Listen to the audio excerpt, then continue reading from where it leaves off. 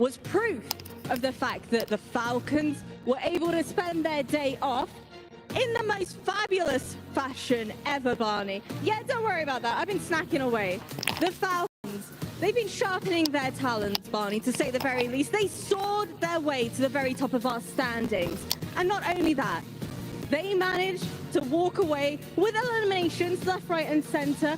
But unfortunately, 5Flux Esports began clipping away at their wings. Our final fight, though, it saw Power Esports taking down the lone survivor representing the Falcons, and that was Koa, marking the third chicken dinner right here at this event for Power Esports. Going into map number 3, Nongshim Red Force kicked things off extremely strong with 10 eliminations by stage 7 of that particular map. But in the end, it was Hora Esports that managed to clinch that victory and claim that chicken dinner for their own as well. So that's nice. A good amount of points for Hora Esports for us.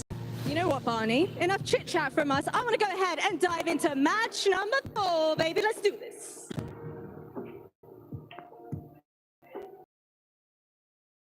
Great to see Veracity finally getting down from the high ground. She was up there for a while, salt banana pill, a whole bunch of candy. She was vegging out, but what else are you going to do when you're stuck on an island? Speaking of which, we're going into Erangel for map number 4, PMWC. It's been exciting today, truly, and the reason why his teams that didn't necessarily perform well during the group stage are really showing up in the survival stage. We've already witnessed Fireflux, right, get a victory, which was their first winner chicken dinner of the tournament. That includes their group stage performance. Now for Power, well, they said a total of 3, granted 1 for today. And then Hora showing up and getting a win in game number 3 and doing it in sensational fashion, which puts the pressure, John, on so many other wonderful teams.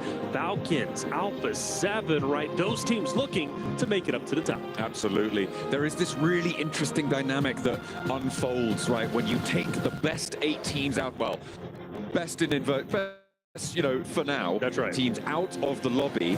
It creates this vacuum and that pulls in these teams from beneath them. It pushes them towards the top and creates a lot of turbulence. When you start to add those factors all together, it can get a little bit spicy, and that's what we've witnessed so far at the start of today. At the moment, we're looking at half the lobby going through to the finals at the end of these 2 days of the survival stage. And because of that, we're expecting the points boundary to be somewhere around that 70-point mark, and teams are starting to have achieved half of that already. A lot of the teams towards the top actually already pushing over 30. That's it. Over 30 is big, especially when you start to go down towards the bottom. We take a look at top 8 currently. 8th place, Regnum Karia, sitting with 16 points around there anyways. They're going to have to definitely step it up. They're on the bubble, at least at the moment. It's still early goings. 3 more games today, 6 more tomorrow to determine our top 8 and, of course, our bottom 8. Your Kinetro, 10th game, Influence, Rage, and, well, really, the list goes on. You got to be a little bit worried, but you can't be too much in your head. Again, there's still time, but time will eventually run out. Heading into game 4, our last Erangel of the day. Before we hop into Miramar, it's going to be exciting. We've seen some great city finishes already as it stands. Now I'm hoping we get a little bit of the military zones. That Key Crusher is hungry, and we have only one way to feed it. It's crunching through these survival stages, and we will be heading in to Erangel once more. All 64 of our players locked and hopefully loaded into the plane from Lipovka over towards the southwest side, over towards Quarry. Plane path fairly chilled out right now. Lovely little dog decal there on the back wing of the plane. He's having a great time. Not so much for our players on the inside, though. Flying high, flying high. Okay, so plane path looks pretty good, pretty standard. Everybody who wants to go wherever they want to go pretty much has free reign to do so. Georgia obviously going to see quite a bit of activity up there with Alpha 7 and Co. America's region's loving that location. For the rest, though, military, I'm feeling it in my bones. John, I think this next zone is about to be spicy. I'm hoping I'm right, but I hope I just cast a curse. It's a bones-based feeling here. I'm feeling it. And we're going purely off the vibe. That's it. That's exactly what we're here for. That's the only way to go. You said the word. Purely, yeah, and well, you know, had to fill out that bingo card. Heading on out to the northwest side, I reckon. You know, Zaki circles. That's my bones-based vibes play. Okay, I wouldn't mind Zarki. I wouldn't mind Zarki. I think Zarki's great. Again, a couple of teams that notably love to go out there. Actually, speaking of which, let's talk about it. Alpha 7 typically goes towards Zarki. Georgopol, Lipovka is where they decide to go this time around. And, well, we don't get either, but we do get right in the middle of what we were predicting. I'm still happy with this, and it's going to benefit quite a few other rosters. For example, E-Arena, Kinotrope going to be feeling quite happy. Power, who's had a standout day, currently sitting in third place, 31 points. And, well, let's not forget also getting that Game 2 winner chicken dinner on Erangel, now set up quite nicely to potentially do just the same in game number 4. They'll be central at the moment, a bit spread out, but plenty of time to get together. For Yangon Galactica, they are going down towards military to start looting up and also, of course, get their vehicles. Now, for them, though, maybe a potential to go over to the Western Bridge, maybe a scuffle with Kinotrope, maybe R8, but still early goings, and I'm not seeing any hot drops at the moment. No, there aren't going to be too many right now. The plane path cutting straight through the middle allows a lot of access to places. I mean, obviously, the Alpha 7 relocation to Lipovka, going to that backup drop, it really just opens things up. If they'd have stuck to their guns and tried to go to North George, there would have been a hot drop on some of those vehicles out the west side. So a reasonable adjustment there. Honor and Influence Rage, probably the closest by to one another right now, up towards Yasnaya. But it looks like they're just sort of keeping each other at arm's distance. They don't want to get too aggy with it. And I think rightly so. You certainly, when you have a numbers advantage, don't want to push too hard. And Influence Rage as well, just looking to keep things calm, especially down in that 12th place. They want to get out of this early drop into those later game rotations. Falcons also pretty much dead center. They have nobody around them, at least at the moment. They've had a stellar day. We talked about it throughout the group stage. Falcons, bit of an underperformance, right? Needing to step it up in the survival stage where their tournament lives are at risk. It would be weird, I must say, not to see Team Falcons representing in the final stages in that Smash Point competition, but they're doing very, very well. We mentioned 70 being the cutoff. They've already surpassed the halfway point. They still have a little bit more work, but let's face it, Falcons, if they can perform well on these back end 3 games or 6 today, they can absolutely qualify based off of day 1. The thing that's very encouraging about the Falcons' performance right now, that maybe isn't attributed to the other teams that sit around them, is that they've done this through consistency, right? They haven't won a game yet. They have just been consistently getting into the top 5. Right, and that is a great result for the Falcons to be able to have that spot available to them. The downside of what I've seen from them today is that there have been good rotations, good decisions being made. Yes. Mechanical execution of them has been subpar. Specifically, I think it's safe to say Ralph has had a couple of missteps, and I think Narvalo as well, obviously going down a lot earlier in the games than they would have liked to. You can attribute that to getting a little bit too bold on the scouting, maybe less of a mechanical issue, but I do think there are still a few wobbles here and there, and hopefully they can get themselves nice and steady, because it's working right now. The question is, will it work if they go to the finals? Will you bring back those top 8 teams? Yeah, and that's a question, right? That's a question they're going to have to ask themselves when they do head into the finals. Obviously, the task at hand now is just top 8. And, well, speaking of one of those teams who's close to the bubble is Alpha 7 on your screen, a team that obviously is coming in with squash this time around, but regardless, the returning champions, the heroes of the Americas region who play so incredibly well. I would be, again, just like the Falcons narrative, it would be so weird not to see Alpha 7 representing themselves during the Smash Point group or finals. Just coming up next week. But for Alpha 7, they're still relatively healthy. I do feel like they have gotten punished at multiple moments, but for now, I'm not too worried about them. I think they're going to be just fine. Now, for other teams from the Americas region, Influence, Rage, Intense Game, I do start to get a bit worried. I don't think they are performing well. And you go back to Influence, Rage during the group play, specifically their performance during day 1 group play for them, I felt they were coming in hot. I thought they looked great. But survival stage, nothing like their group play performance. No, I mean, it does really change the dynamic, as I mentioned before, right? When you are taking out those top 8 teams in every single match, no matter which groups we're in, you're expecting there to be about 5, maybe 6 of those teams in the top 8 to be playing in the lobby, and removing those teams has really changed the dynamics here. And teams have taken advantage of that. And like you were highlighting there, some teams have had to eat mud on the flip side, right? Because Sure. you have to. For a team to do better, another team has to do worse, right? It swings around the bounds. That's it. Yeah, that's it. Well, I will say Team Vision also another roster that surprised me being so far down. You go back to group play, and they were performing incredibly well, having plenty of highlight moments. Were they in the top echelon? No, but Vision still a team that is struggling. Ragnar Karya now in a fight against AXTMG and Silas, a guy who, again, is trying to create history for himself. He's already has a large history of performances and great moments throughout PUBG Mobile history. This tournament would complete the trifecta he's currently trying to get, so that's a big opening elimination for him. And for AXTMG, the struggles live on. I think Rek and Kaya are looking weak this tournament in a way that couldn't be said, I think, for Alpha 7 or Falcons. Sure. They haven't really been in these positions to really take too much. They earned a couple of points on a few of the days, but obviously they're here in the survival stages. And I'm hoping that they can stand up. Like you said, with Silas having that PMGO victory, having that PMGC victory under the belt, adding that third would be the first player in history to do so. But at the moment, they need to piece it back together, especially coming off of a weak season back in Europe, right? These guys only qualified because they had that extra qualification spot from winning PMGO at the start of the year. So the fact that they're only here because of that earlier performance, it does add questions to this roster. And right now they're on 8th place. So they would, if things close down now, be going through. And I think I would be disappointed not to see them go through, but they do still have a long way to go. And when they're put back in the fold with the 8 teams already qualified, the same thing's true as what I said for the Falcons, right? There are those questions that just don't have an answer right now. Alpha 7 in ruins, currently only team over in this location. Influence Rage skirting just to the north side for them, but getting quite contested towards the middle as we would expect. Ragnar Karya being one of them. Dead center. Power as well. Haven't really done too much, but you wouldn't expect them to.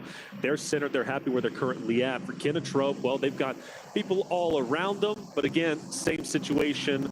Nobody really to fight at the moment. Potentially Nogsham Red Force a little bit later, who, mind you, I've been very, very impressed with. Had a chance to speak with Benny yesterday. Super impressed with his mindset. He wants to be the best, and well, this tournament is one of the ways to prove it. Well, here we go, going south now. It does shift just a bit, which could benefit Yangon Galacticos, who could potentially stay over on the military side if they don't want to fully commit for the bridge rotate, but it also puts them at risk of getting gate kept by R8 Nogsham Red Force. That's one of the things they're going to have to consider.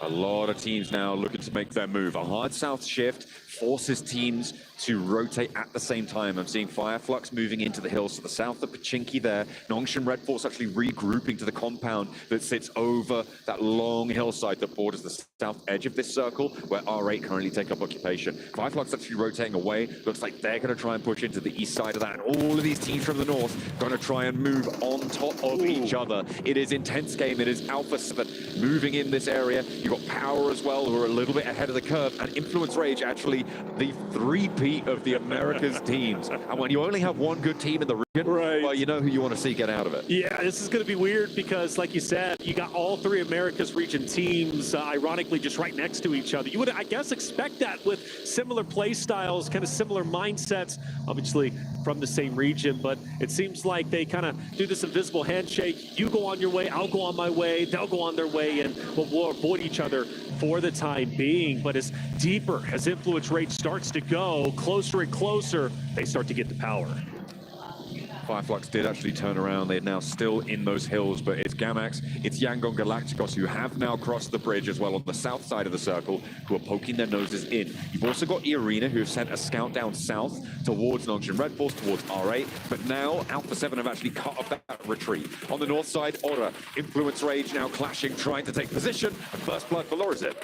Influence Rage, great shot. Sleepy from distance, though, takes little boy all the way down to just a sliver of health. He's most likely going to be finished off relatively soon. I don't foresee him getting picked back up. Of course, the med kit pops, but still, Influence Rage's got to fight hard. They've, again, struggled so much throughout the survival stage so far across the first 3 maps. They need to hold their ground. Not to mention, Power also started to come in for a bit of a third party, and No Fear is gone. A nice little flex out there from Al-Haji, puts the stone in, gets the result he's looking for, adds a point to the tally.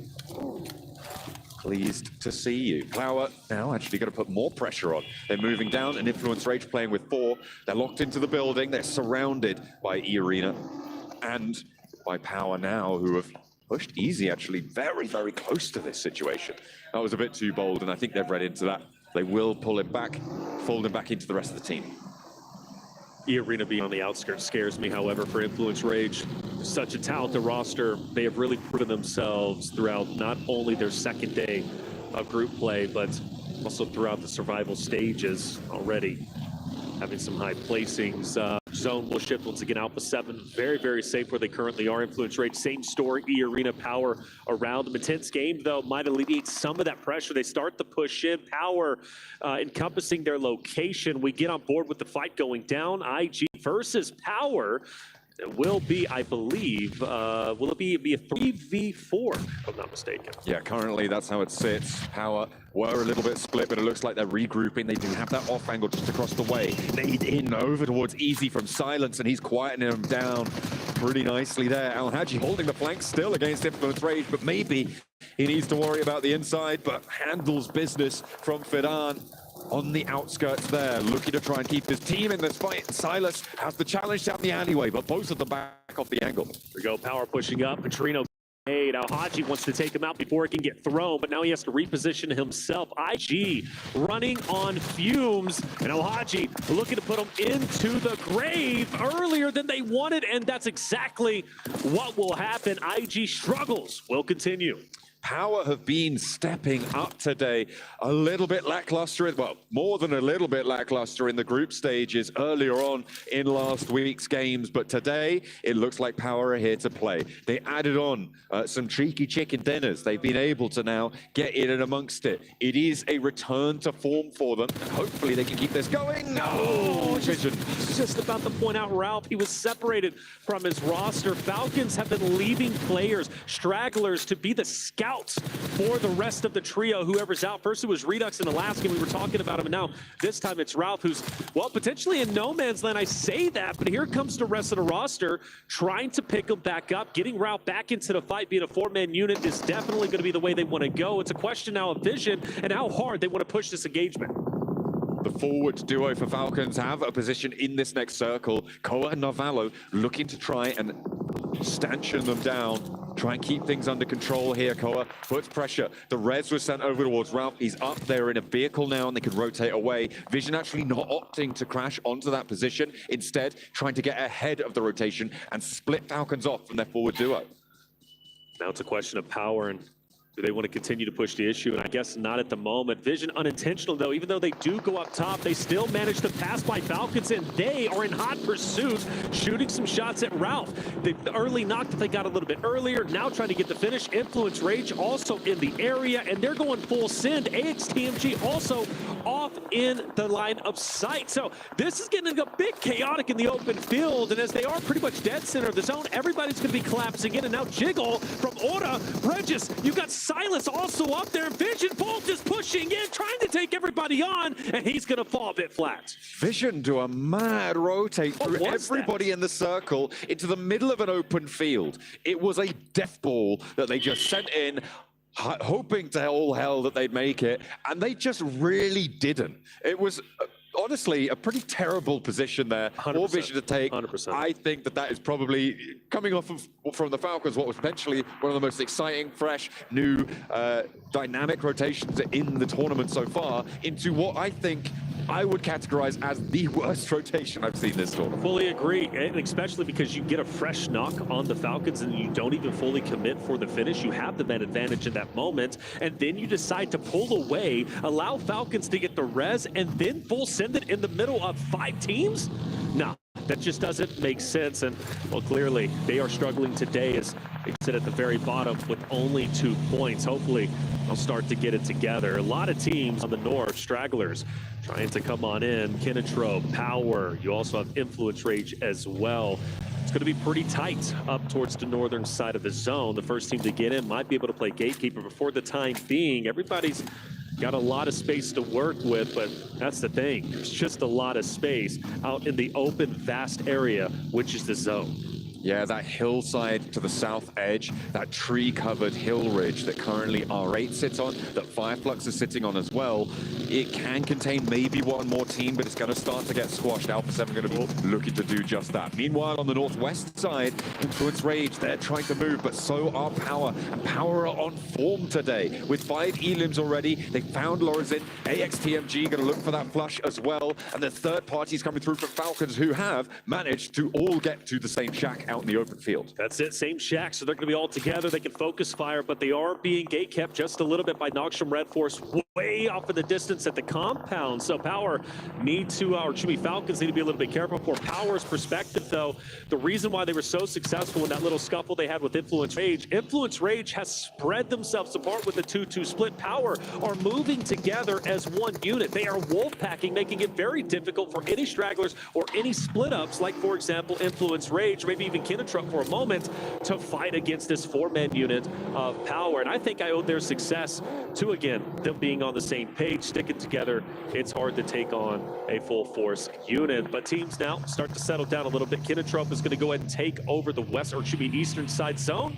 Power will start to move in. AXTMG still running on fumes, but Henry may be looking to make a solo play against Power once they rotate in. We'll see what he can do. Has got a forward position to assist with him in Cyrax, but they are very, very split. And in the open fields, it is going to be a difficult crossing. Power moving past Fidan, actually moving close towards that forward position, maybe actually over into Influence Rage. Fidan circling here. Easy's going to roll straight on up. Al-Haji sending in a barrel, sent down the lane towards Influence Rage, and Easy goes in first. Does manage to get traded off, but they lose one of their players. Now, can they handle Lil Boy on the inside? Al-Haji take it down, and Influence Rage maybe trying to stop Power dead in their tracks. Fidan on the outside here with the AUG. Hasn't managed to find it, and Lil Boy goes for the res.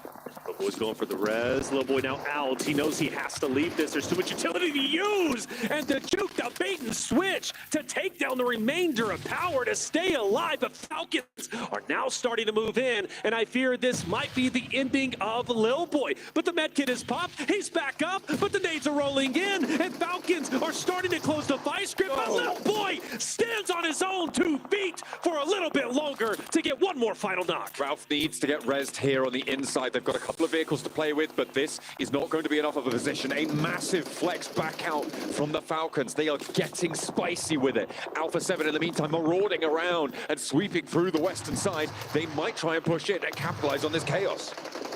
Squash taking a lot of damage. The arena moving in. Squash ready for this. However, Alpha 7 starts to crumble. Mormon gets the cleanup on Revo, and well, the rest of the Alpha 7 roster now in shambles. Only one remaining. It's Mafioso. He chose to stay back just a little bit, and well, he's going to have to go at it alone as a solo for anything, right? Going for placement points, maybe potentially trying to get the remaining cleanups. I mean, after all, E-Arena does have 2 down players. Falcons got really keen to push up towards that north side, but it means that they've got 3 players in position to potentially pick up these points towards E-Arena. You can see these nades are starting to ring on out, and it's actually from R8 who were able to close down Alpha 7 here. But E-Arena suffering as they try and go for that cross, that northern flex out. The Falcons were all held down towards that number 3 on the minimap there on Narvalo, but now with that flex out, they have those off angles. Yep. They now need to rotate back on in. See the vehicles they got available to them though, and they should be able to make this crossing. Yeah, E-Arena will maybe split the difference between them. Narvalo might be able to put additional pressure with that split. Noxious Red Force still dead center, by the way. They're going to play an big impact as we get later and later into the stages. R8, the team that, just like others, have been struggling quite a bit, opposite of another team that is relatively low in the standing. Shangon Galactica, Saycloud Smile just up ahead. Mormon starting to roll in from E-Arena. I would be very, very impressed if Mormon can even pick up one, but with this off angle on R8, I don't know. I'm thinking he can at least start to hurt R8 a little bit, which could open up the door for Young Galacticas to potentially get a clean win here. That's what they'll be looking for here. Gamax trying to push in on the southeast side in the meantime as Fireflux try and hold their own. So far, looks to be in the favor of Fireflux, but Rekt and Kaya are chiming in across the way from the north side. Pulling now down to 3 confirmed. Gamax playing with just the 1. It may not be enough to take down Fireflux, but damage has been done, and that's going to slow them down. Talking about those holds out to the west side towards Yangon Galacticos, it really does entrench them in this position a little bit longer. Fireflux staying alive a little bit longer. Start to push up towards Yangon Galactica. Strax is, well, in the thick of it. Smoke out, nades starting to move in. Falcons keeping the pressure up. Just such a sensational day from Team Falcons. Just on the edge of taking over first place. AXTMG are now gone. And Falcons have been hugely aggressive. And man, from one team to another, they now push up onto Kinotrop. Question is, do they know they're sitting in the weeds? They have managed to spot that first knock, right? So they know that there is a team there sort of trying to navigate the northern side with a hard north shift. It would be a very viable team to try and take out, but Falcons overcommitting here would expose them to Nongshim Red Force, who haven't been in this compound since the start of phase 2, almost phase 1 in fact. They have been chilling here in big ways, right? One Elim, very quiet, difficult to leave if they had to rotate away, but they have control over so much of this open ground now. Without a doubt, and not to mention playing gatekeeper to Fireflux, playing gatekeeper to Yangon Galacticus, who's going to have to move into them potentially. So I expect them to be at 5 eliminations relatively soon if they could do everything right. They're already in a very healthy spot, just 4 points away from taking over first place. R8 has been tempting this fight opposite of Falcons for quite some time. They managed to stay up. They, of course, only have 3 members, but you can do a lot of damage with 3. But you mentioned Nongshim Red Force playing the gatekeepers, and well, Damar's going straight into him. Just going straight on through, trying to see if he can keep an edge, and it looks like they're going to let him play on this wall for now, but the Falcons might have something to say about that. Damar may be exposed. The rest of R8 actually going to continue that push. He knows he's getting unchallenged, so they've got that western building under control. An interesting decision for Nongshim Red Force not to hold them out. They're going to give the western side of the compound to R8. Compound so critical to keep in play, especially if you get blessed by the next zone, which could very well happen. Now, you do have to consider another fight, obviously, right before your eyes.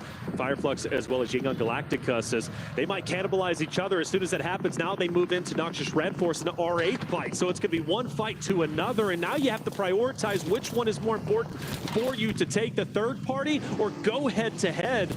For Fireflux, they can, in fact, wrap around the eastern side and maybe take over where the crate is currently at, or they can decide to push. Right now, they're just kind of seeing what's out there, but with the hovercraft, I think Yangon Galacticus need to take advantage of that. For me, I'm wrapping around. I don't want to full send it. I don't want this third party, but maybe they do. I mean, it's already smoking. It's really dangerous to be heading on in like that, but Yangon Galacticos full crash up to the northern point, and Nongshim Red Force look to hold. A meat grinder found through the window, but Yangon Galacticos somehow avoid the spinning blades that Nongshim Red Force will send out towards them. Smile is hunting them down, and that's 3 players already falling. Romeo the only casualty. All right, looking at third party, but not really finding too much. Jaldi It's almost before it started. Fireflux are now in on the east side. But Doc also hits a great shot onto Solos from Fireflux through the window, and now he can capitalize with the nade. You have, of course, Marth and R8 on the outskirts. Nades galore starting to come through. Doc still standing up with the full challenge on the outskirts. Madcap though, great shots with the DBS. We'll push that back. Forces it back into the inside of the building. Yangon Galacticos and R8 are dealing with each other right now, which means that this is a 1v1 on this corner of the compound, and Doc wants to try and conclude that point and play on from there. Yangon Galacticos successful on the first crash, but R8 challenging them now on the angle, playing with 3 as well. Marth retreats back up to the warehouse, and the Falcons have been marching ever closer as time goes on, but finally Narvalo has a knock sent his way, and they'll have to slow it down just for a beat. Massive fan of R8 disengaging, going to the shed. That's going to give them a great foothold within this chaotic compound area. Meanwhile, for Kinotrope, they are in dire straits. You already got 1 player very weak and down, and you've got 2 more who's also relatively weak. You've got, of course, got a team pushing up onto your location, nowhere to hide, nowhere to go. The only thing you can do is hit the dirt. Regnum Karya, you mentioned them underperforming. Well, look at them now. Top 8, also all 4 players alive and pushing the issue on the remaining players at Kinotrope. Silas lands an aid right on their heads there. Now with 1 player left standing, they are going to try and take down Kinotrope entirely. Ooh, nearly getting that full knock, but Silas has to disengage. He is going to have to fall back to the rest of his team. Only one nade left, and you want to be saving that for a little bit later, especially in these open fields. They are so valuable. Without a doubt, but they also have a drop, so that's going to be big for them as well. Falcons still on the outskirts. R8 starting to tease them a bit with a couple of shots. It's going to be tough to take down R8. Obviously, Falcons keep them at bay. You still got Yangon Galacticus, who's going to be just behind you. And for Fireflux, Matt Cap, I believe, is down and out, and that will be the end of Fireflux. Regardless, still a great game. In second place, they will continue to stay within top 8. Now, for Nogsham Red Force, one player remains. That's going to be Doc, who heroically stayed alive on the second floor building of where he currently is. Now, for Falcons, are they potentially making a push? Are they making a rotation? Well, no, they've got to park the bus because R8 continues to punish them. They try and get up towards the hay bale, but the cover isn't there. Damar has been tearing them to pieces. Chunks of Falcon flying left and right as he's blasting them away here. And it's just unfriendly atmosphere on the northwestern side. There's more to do. Marth's going to have a go. Have a crack, and now it's just the one player. No, it's the no players as Falcons fall flat on their rotate up towards the north. Which is so disappointing. Falcons were on fire. The way they were pushing teams was excellent, and they didn't want to fully commit for this compound play. They wanted to skirt the edge, but there's just no coverage on the outskirts, right? And unfortunately, a little bit too overexposed, but good on R8 to take advantage of that moment. Now, all eyes on Regnum Karya, who have to push through an open space smoke. So valuable in the moment. Now, it's just a mad dash forward. The question is, can they even make any headway? R8, Yangon Galacticus, Doc from Nogsham Red Force is going to be looking straight at him. Immediately covering this field in smoke. Stage 8 circle, closes dead center, and that will put us on the north side of this compound. None of these teams currently have position there, so if Regnum Karya can get out to the wall successfully, they're going to have a great shot here, but they're going for the wraparound. Damar on the wall, looks to try and hold his nerve, but he's already taken down in a second as well. A blast on the sidelines here for R8, and they will be torn apart. Regnum Karya with a clean roll-up and give themselves a chance for 12 elims and more into this circle. 4 elims remain, could be a 26-point game. Absolute insanity. Regnum Karya looking so incredibly strong, down to our top 3. Doc from Nogsham Red Force to Solo, who has stayed alive as long as he possibly can, looking to play spoiler to the chances of Regnum Karya, potentially Yangon Galacticos 4 and 3, both respectively alive for those very rosters. Doc, though, give him credit, and staying alive is just massive in this moment. The question is, who wants to make the first move? I don't know just yet, but with the way that Regnum Karya just pushed into R8, I've got to favor him. Thinking about Regnum Karya and their position and thinking perhaps they want to try and take the wall side of this compound. You could potentially be there. It's fairly nadeable, which makes it a little bit dangerous depending on what sort of utility Yangon Galacticos are going to be working with, but having that angle that controls the open courtyard to the north side of this Yangon Galacticos building would be absolutely huge. But for now, Regnum Karya going to allow themselves a little bit of time, a little bit of breathing room, get those healing ticks back up from those stims. They also don't know where this solo player is, which means that they're probably wary as to where that off angle could be. I like where Wild is currently at. He's going to be protecting the backside, allowing his teammates to just focus on what's in front of them. You do not want to get flanked, and there is a potential, right? Yangon Galacticus can send a player down to where Wild is currently at. That would basically spell the ending of this fight. I do have to question how annoying Doc is going to be in this moment, though. I think Doc is a solo. I really think he's going to affect the fight once Yangon Galacticus as Regnum Karya start to collapse into each other. Silas is starting to make a move, and he is taking that advanced position, which is great, but Doc knows this, and Doc is going to be opposite of him. Yangon Galacticus moving in. SayCloud and Doc potentially about to square off. Silas opening the building. I don't think you want to step in there just yet. Doc now getting pressure put on him. Yangon Galacticus know he's there, know that this fight happened earlier, and they will take care of him. So no more annoyances from the side, but Yangon Galacticos have invested time, and the question is, what have Regnum Karya done with it? They've moved out to the north side, up and to that wall position. The nade over towards Silas drops short from Smile, and everybody's cooking them. How much more have they got left in the back pocket? Loxy with a long lob, doesn't quite connect, and another one sent over towards Silas, sees the numbers even. 3 versus 3, and Wild falls next. All right, Regnum Karia now with the 3 versus 3, as you said. St. Cloud smile, nades are cooking, they're throwing, but are they connecting? Well, not just yet. Oh, Loxy, no. though, down. Loxy down. Yango Galacticos managed to make it happen and take the win. Regnum Karia, a heroic effort, a wonderful game, but at the end, that was the ending, man. Well done, dude. I think today the games we have had have been phenomenal. Regnum Karia, the champion, or excuse me, Yangon Galacticos, the champions with 9 elims, huge. A brilliant result for them in the end. And Yangon Galacticos, yeah, the 2P to see that one close it down. That position that Doc held in the end, okay, a little bit more aura farming coming through from Yangon Galacticos, hitting them with the boat dance. But you know what? In the end, it felt like Regnum Karia maybe gave a little bit too much leeway to Yangon Galacticos. They played towards the back of the compound for a long time, right? They could have potentially taken control, gone a little bit further forwards. The circle closed a little bit further south than I thought it would, so it could have been a little bit more of a decision maker there, but I think getting rid of Doc was brilliant from Yangon Galacticos. Regnum Karia allowed them to transverse, though, across that compound. They could have done more. 12 elims in a second place, however, yeah, that's going to put you up on, what, 18 points on the match, and that's a great result. Yeah, without a doubt, especially since we talked about their struggles. So game like this, very much needed, puts them closer to that potential theoretical 70-point threshold. Regnum Karia looking so very strong. There it is. Game number 4 is done. We go to a break. When we come back, game 5 Miramar coming your way.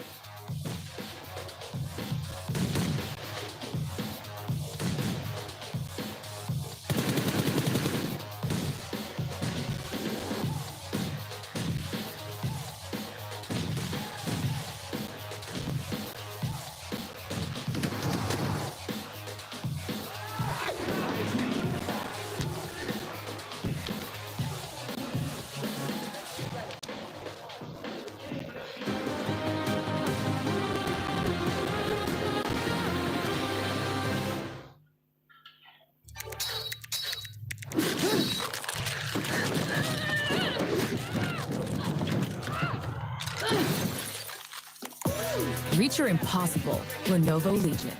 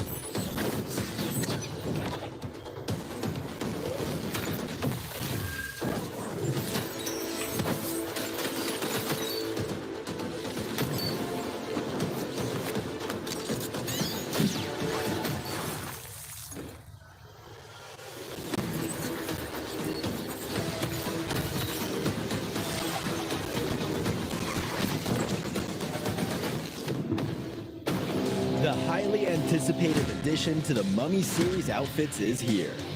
Paired with the new Ice Tube Glider, the Polar Spectral Phage set is just what you need to freeze your enemies. Or send them ablaze with the Inferno Feed set's new upgradable Chain Inferno Uzi. All the Mummy outfits are back. Get them all. Join now and collect the whole series to turn all eyes on the battleground. Event period, July 10th, 2025 through September 2nd, 2025.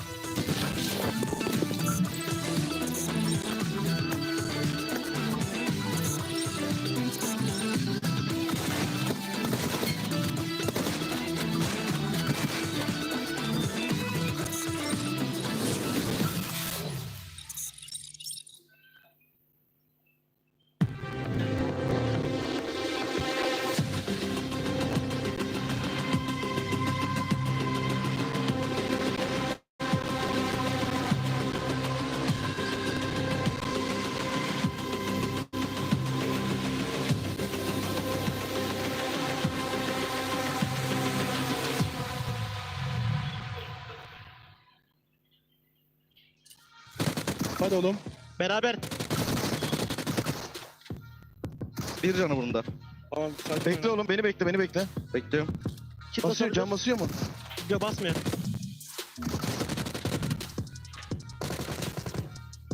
Nice! Nice oğlum lan! بس بنيت ورا المكان ابو علي يمين يمين Beni بقرب. من تحت انا صيد انا صيد انا صيد بش نيت بش في ذا نايس نايس ون ها بالعب ما راح يتنوك يزعل بيجيب الزون يجيب الزون فيد ها يجيب الزون ها انا بهدي ما بيك عالرايقين خلي موت جون انا ما بيك عليه انا ايوه خلي موت جون ولا ورا نوقف نايس يا نايس. يلا يلا يلا سرنا حجي كلنا هناك Yangon goes absolutely celestial here from Galacticos as they have brought the big bang at the very end and getting themselves the win here at the PMWC, at the EWC. Of course, brilliant win from them coming in for last Erangel of the day. I've got 7 as well as Neptune to talk about this one. It's absolutely intergalactic coming in from Yangon. Just space puns. Yeah, space puns. We gotta hold space for that one for a second. Yeah, very nicely done. No, but I think they're very good. I know, that's lame. Stop it. Don't laugh at me. What I'm trying to say is... teams are very good, no, they're all very good. But are they all very good with those nades? Because Regnum were looking very good to actually just overtake and just storm through that compound. And Yangon went, I don't think so. We have nades. We have nades and we have a lot of them. We don't even need our weapons. It sounds like you right British accent. What's going on? Actually, the more I've talked to Neptune over this few days, she's starts talking about, I don't know about that, James. I'm like, stop making fun of me. What's going on? Really not. She sounds just like you. But Yangon, I was actually really impressed with not only just the nades, the proactiveness that they showed throughout that match. I mean, even if you rewind it earlier on, the push that they did on non-ship Red Force, that was the impressive part. Them being able to now control that, making sure that the last player for non-ship Red Force backed up. I mean, Yangon Galacticos, 19 points for that team. And Regnum Karya, the way this team was playing Neptura, just towards the nose, sweeping everything, getting all those eliminations too. I really loved how they played this. A 1-3 split through the field, just trying to hedge all their bets against the other teams in the field. And we were talking about the smoke road that they were doing, that blockade of smokes, not telling we're going at any one time. They were like, we're not going to hint at anything. You have no idea where we're going next, and it worked very well for them. Definitely, as all these teams getting ready to get into Miramar now as well, but we've got more to talk about, of course. That compound, that farm compound, Nomsham Red Force, of course, technically early on has the lockdown on this compound, but it's a case of, do you have it too early? Because for me, Seven, it felt like the rest of the lobby knew exactly how to dismantle them. Let's break it down. Let's break it down a little bit. No, the thing is, I agree with you, but I feel like that team just fell asleep in a way because they got an R8 being able to be the first team that pushed them, right? And then they kind of gave away that warehouse. After that, the team was just super passive. They created pretty much a nice little 2-2 between those teams. Yeah. Okay, you stay over there, we stay over here, and they just weren't ready for any type of push. And that's when Yangon Galacticos just took full care of it. Like, you need to see that proactiveness. And I was actually hoping that Regnum Karya was going to end up winning this match because they were being so proactive. Not only just with the sweeping, as you mentioned, the smokes that they put out as well, but the reaction of Yangon Galacticos there towards the end, making sure they swept around as well, got all the nades ready, got all the nugs, is what got them the win. Yeah, and I want to go back just a little bit further back into the mid game, right? Yangon making that initial push. I have so much to say about that because Nongshim really fumbled there, right? You had R8 with that one solo, Damar coming into the compound. Nobody was touching that compound. Everybody was too scared of it, right? Damar comes in and goes, actually, I'm going to test the waters a little bit. And Biddy's like, oh, my bad. Sorry.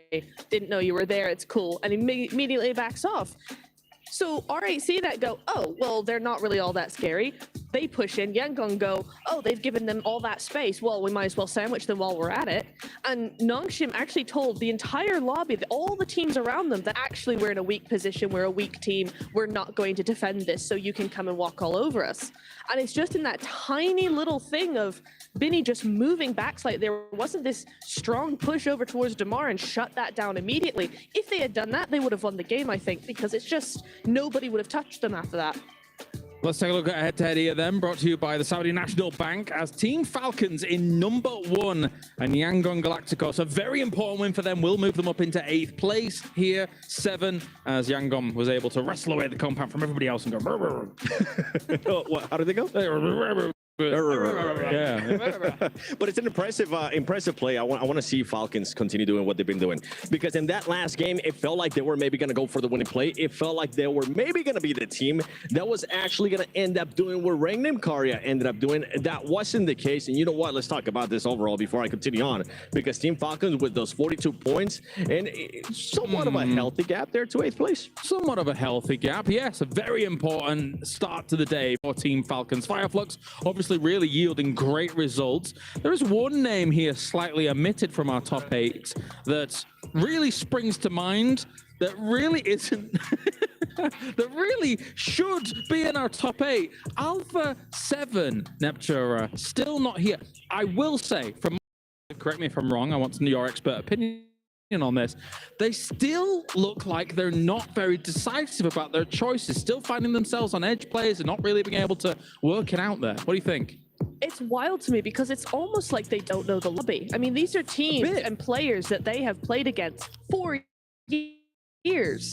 And yet they're here like they're the new kid on the block going, oh, I don't know. Oh, I don't want to tread on any toes. Sorry, you're over there. My bad. It's like, you're Alpha 7. You won last year. What are you doing? It's the decision making. The decision making is not there. We saw it earlier in Sandhog. We've been seeing it throughout. I mean, even in group stages too. Yeah. It's just not there. It's tough. It is tough.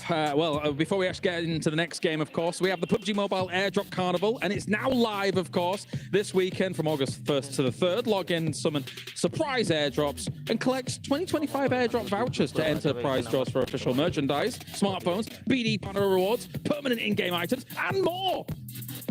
There's more to go.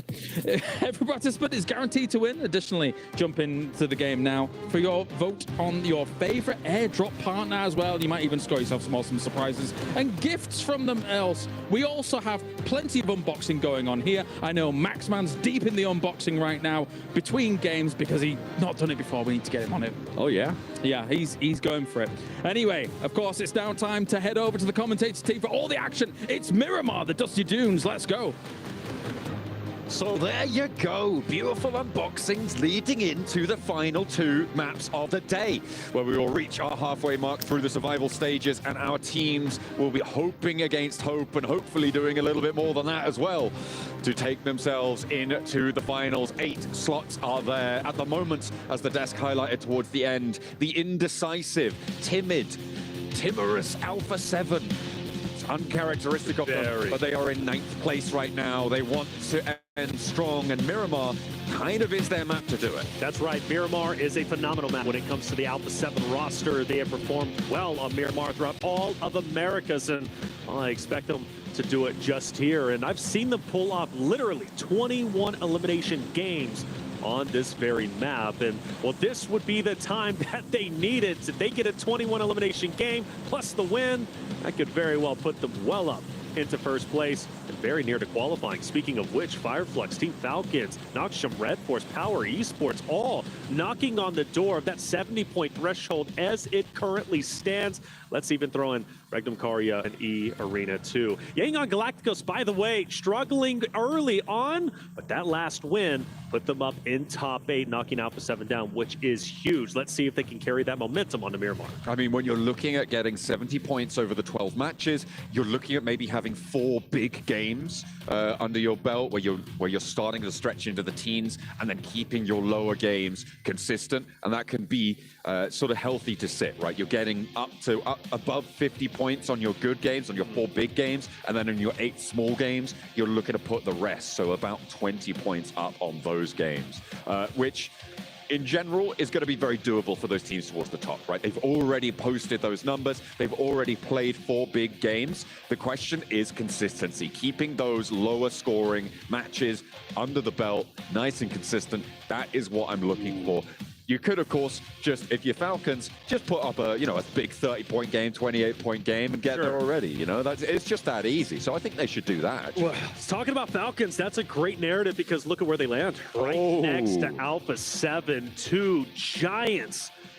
Of course, for the home crowd, man, that's going to be a spicy one to say the least. And well, for Falcons, they're very comfortable and happy where they currently are. For Alpha 7, they are not. This might be the opening fight. Alpha 7 needs to gain some confidence. It's all on Koa as well. I think it was Narvalo, if I'm not mistaken, who didn't have a weapon in this scenario. Okay, he's managed to find himself something. Revo with the pump action around the corner.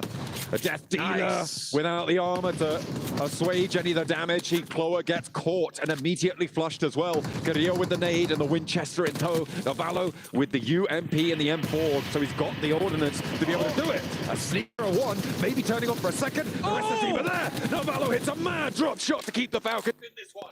And he's going for the third. The third is right in front of him. That squash catches the backpack, but doesn't connect the shots. Narvalo forced to reposition, pulling off a heroic effort. Now you got Redox, who's also pushing in to assist. This would be a tremendous collapse from the Alpha 7 roster, but Squash manages to drop Narvalo, but not in enough time. Redox hits the final shot. Revo will fall, and therefore Alpha 7 will be the first team eliminated. A massive drop shot coming through from Narvalo. A huge result for them to keep the Falcons in as 3, keep them towards the top spot, and that's how you kick things off here. And Alpha 7, they're not making the front page off of this match. That is guaranteed. A second drop, hot drop did happen in the meantime. It was over in Picado, and Rectum Kaya suffering heavily losses towards power. Yeah, that's tough. 2 big teams taking some heavy losses, but Falcons getting that win. Narvalo flipping the script is tremendous.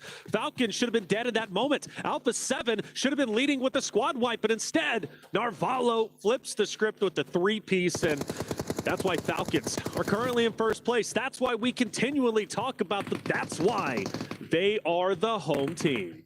They have got a lot of strength to them. They lose one player, sure. But it was all on Narvalo, right? You can't take it away from the guy. We do criticize him sometimes. You know, he is French, and that speaks for itself. Your words, not mine. But he's absolutely nailed that, to be fair. I could not imagine a better result coming through. That dash through the corridor caught Alpha 7 completely unawares. In that moment, they had their heads spun, and they just weren't able to get undizzy enough in time to be able to pull that one back together. It was absolutely insane. And just as we talked about Alpha 7 being strong on Miramar as well.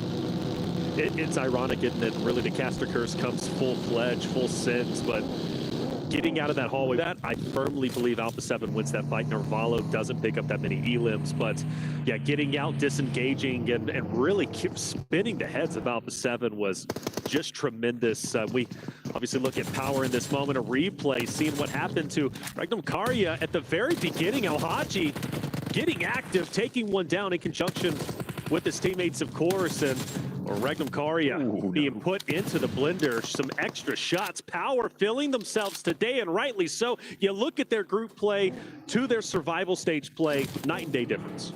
Absolutely. I mean, that for Rectum Kaya, that felt like what should have happened to the Falcons, right? In that scenario, it is the exact scenario that you imagine. Rectum Kaya, they lose a player, and they all go, "Oh, I'm hiding. Maybe I get a trade."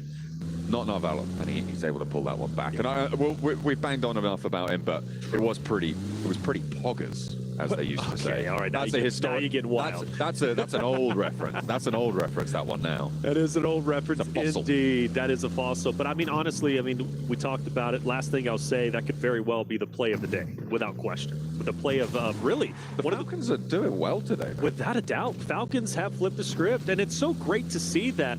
I spoke with Peck, right, the coach of Team Falcons, and he said it, look, we still feel comfortable. If we go to survival stage, we're okay with that. Naturally, they don't want to, and they didn't want to. They wanted to go from group play straight into Smash Point format, but, it is what it is. They go to survival stage to make the most of it, and they are clearly doing the best they possibly can. And, well, for this roster, too, on your screen, Noxium Red Force been so very happy with their day 2 group play performance, and their survival stage performance is phenomenal. The question was, could they keep up that energy? Well, they absolutely have. Loxy, last alive. We obviously saw what happened to Rectum Kaya just a little bit earlier. Loxy will continue to fight out in the desert as hard as he possibly can. Just a solo, though, a lone ranger in the Wild West. Let's hope he can keep things together. But he's got basically nothing as well, right? This is the downside. He had to evacuate Picardo on the double, and he just didn't have time to really get anything on board. No meds, no utility, limited armor, ammos, that sort of thing. It's pretty bad. It's pretty bad. I wouldn't be too surprised to see Regnakai going down in the next few minutes, especially with teams moving so central as it stands to the east side of Montenuevo, out over towards Picardo as well. A lot of teams have started to conglomerate. We'll see if that is going to have an impact on Loxy's survival stakes. Yeah, I think he's pretty cooked at the moment, but you know what? Loxy's still up. We've seen solo players make an impact, but the rest of the story has to be on the remaining full-fledged rosters. Plenty of teams with 4 and 3 themselves. The Arena, who's had a standout day, top 6, well on their way into potentially Chumacera, maybe over towards where Kinatrope is currently at. Still plenty of real estate within the stage, within the zone. No reason to get too antsy at the moment. I do focus my attention though towards Vision, Influence Rage, Aura, intense game. Area up towards the top is starting to get quite contested. It is getting chock-a-block right now on the northwest side of Picardo, up towards those hills and power grid. Not really too much breathing room here. And it is teams like Vision that need to get a go right now. Next circle just coming on through in a moment. Looking at the teams around the edge, you've got AXTMG trying to push in from Graveyard, R8 sweeping north, Gamax leaving from Los Leones.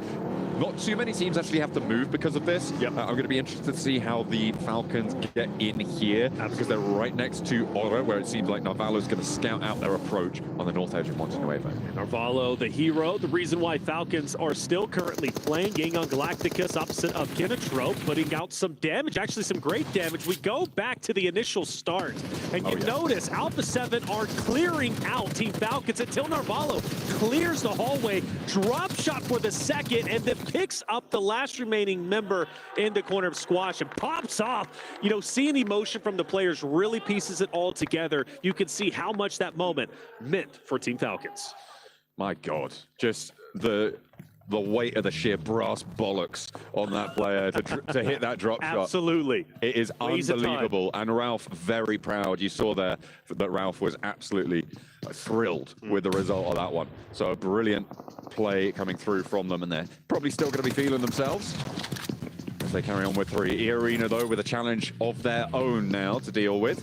It is Influence Rage, trying to keep things under control, but they've only got 2 players on the side for Influence Rage, and there's a third party off to the northern Vision. One of our first battles for center zone control. And you mentioned that third party. Well, Power is going to take down Mormon. Diego starts to answer back. A much needed answer through the window. Snips it out. E-Arena, we'll see you later.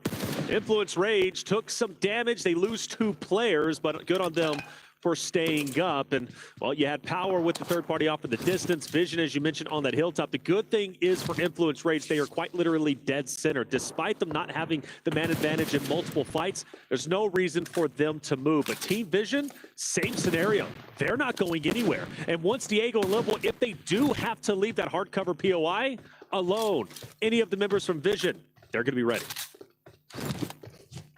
Vision on this high ground with suppressive shots out a lot of different directions here.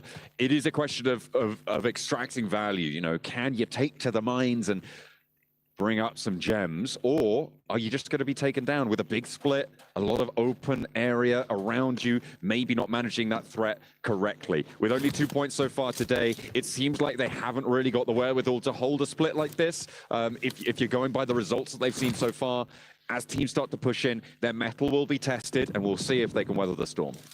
Benny's been in the dirt for quite some time, hanging out, scouting. Team Vision just up ahead. You also have Loxy in this area too, this hilltop. Quite deadly. Benny setting a trap very slowly, but once he springs it, Vision very well could lose a player, maybe even 2. A bit of a shift, not too much changes for Influence Rage, Power, Vision. They're still going to be chilling where they currently are at, and we'll have to see how this hilltop fight is going to end up unfolding. Such a critical spot that teams want to lock in. And well, you mentioned Team Falcons earlier, rotating out from the outside, coming in. They are quickly moving in, and Influence Rage has started to fire some shots on Team Falcons. Falcons have just lost one on the approach there. Yeah, you can see they're now on 2 players. They tried to crash in towards Power. It's not going well. Right now, Power's split is bold, but it's working. They have got that western point held down and easy all the way out to the eastern side with 4 players alive. It looks like they are going to go for that regroup, so they aren't going to try and get too bold with it there. They've extracted the value from the corner compound, and they're just going to retreat off it.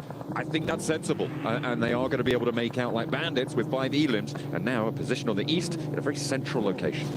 Very much indeed. Team Power looking so strong. Team Falcons taking the shack. I never liked this spot. John, I'm not a favorite guy for the shack, man. This spot is rough. I call it the Death Shack. IG is going to keep them in check, but for the Falcons decide to stay. As far as I'm concerned, any point Falcons get from this moment is a miracle.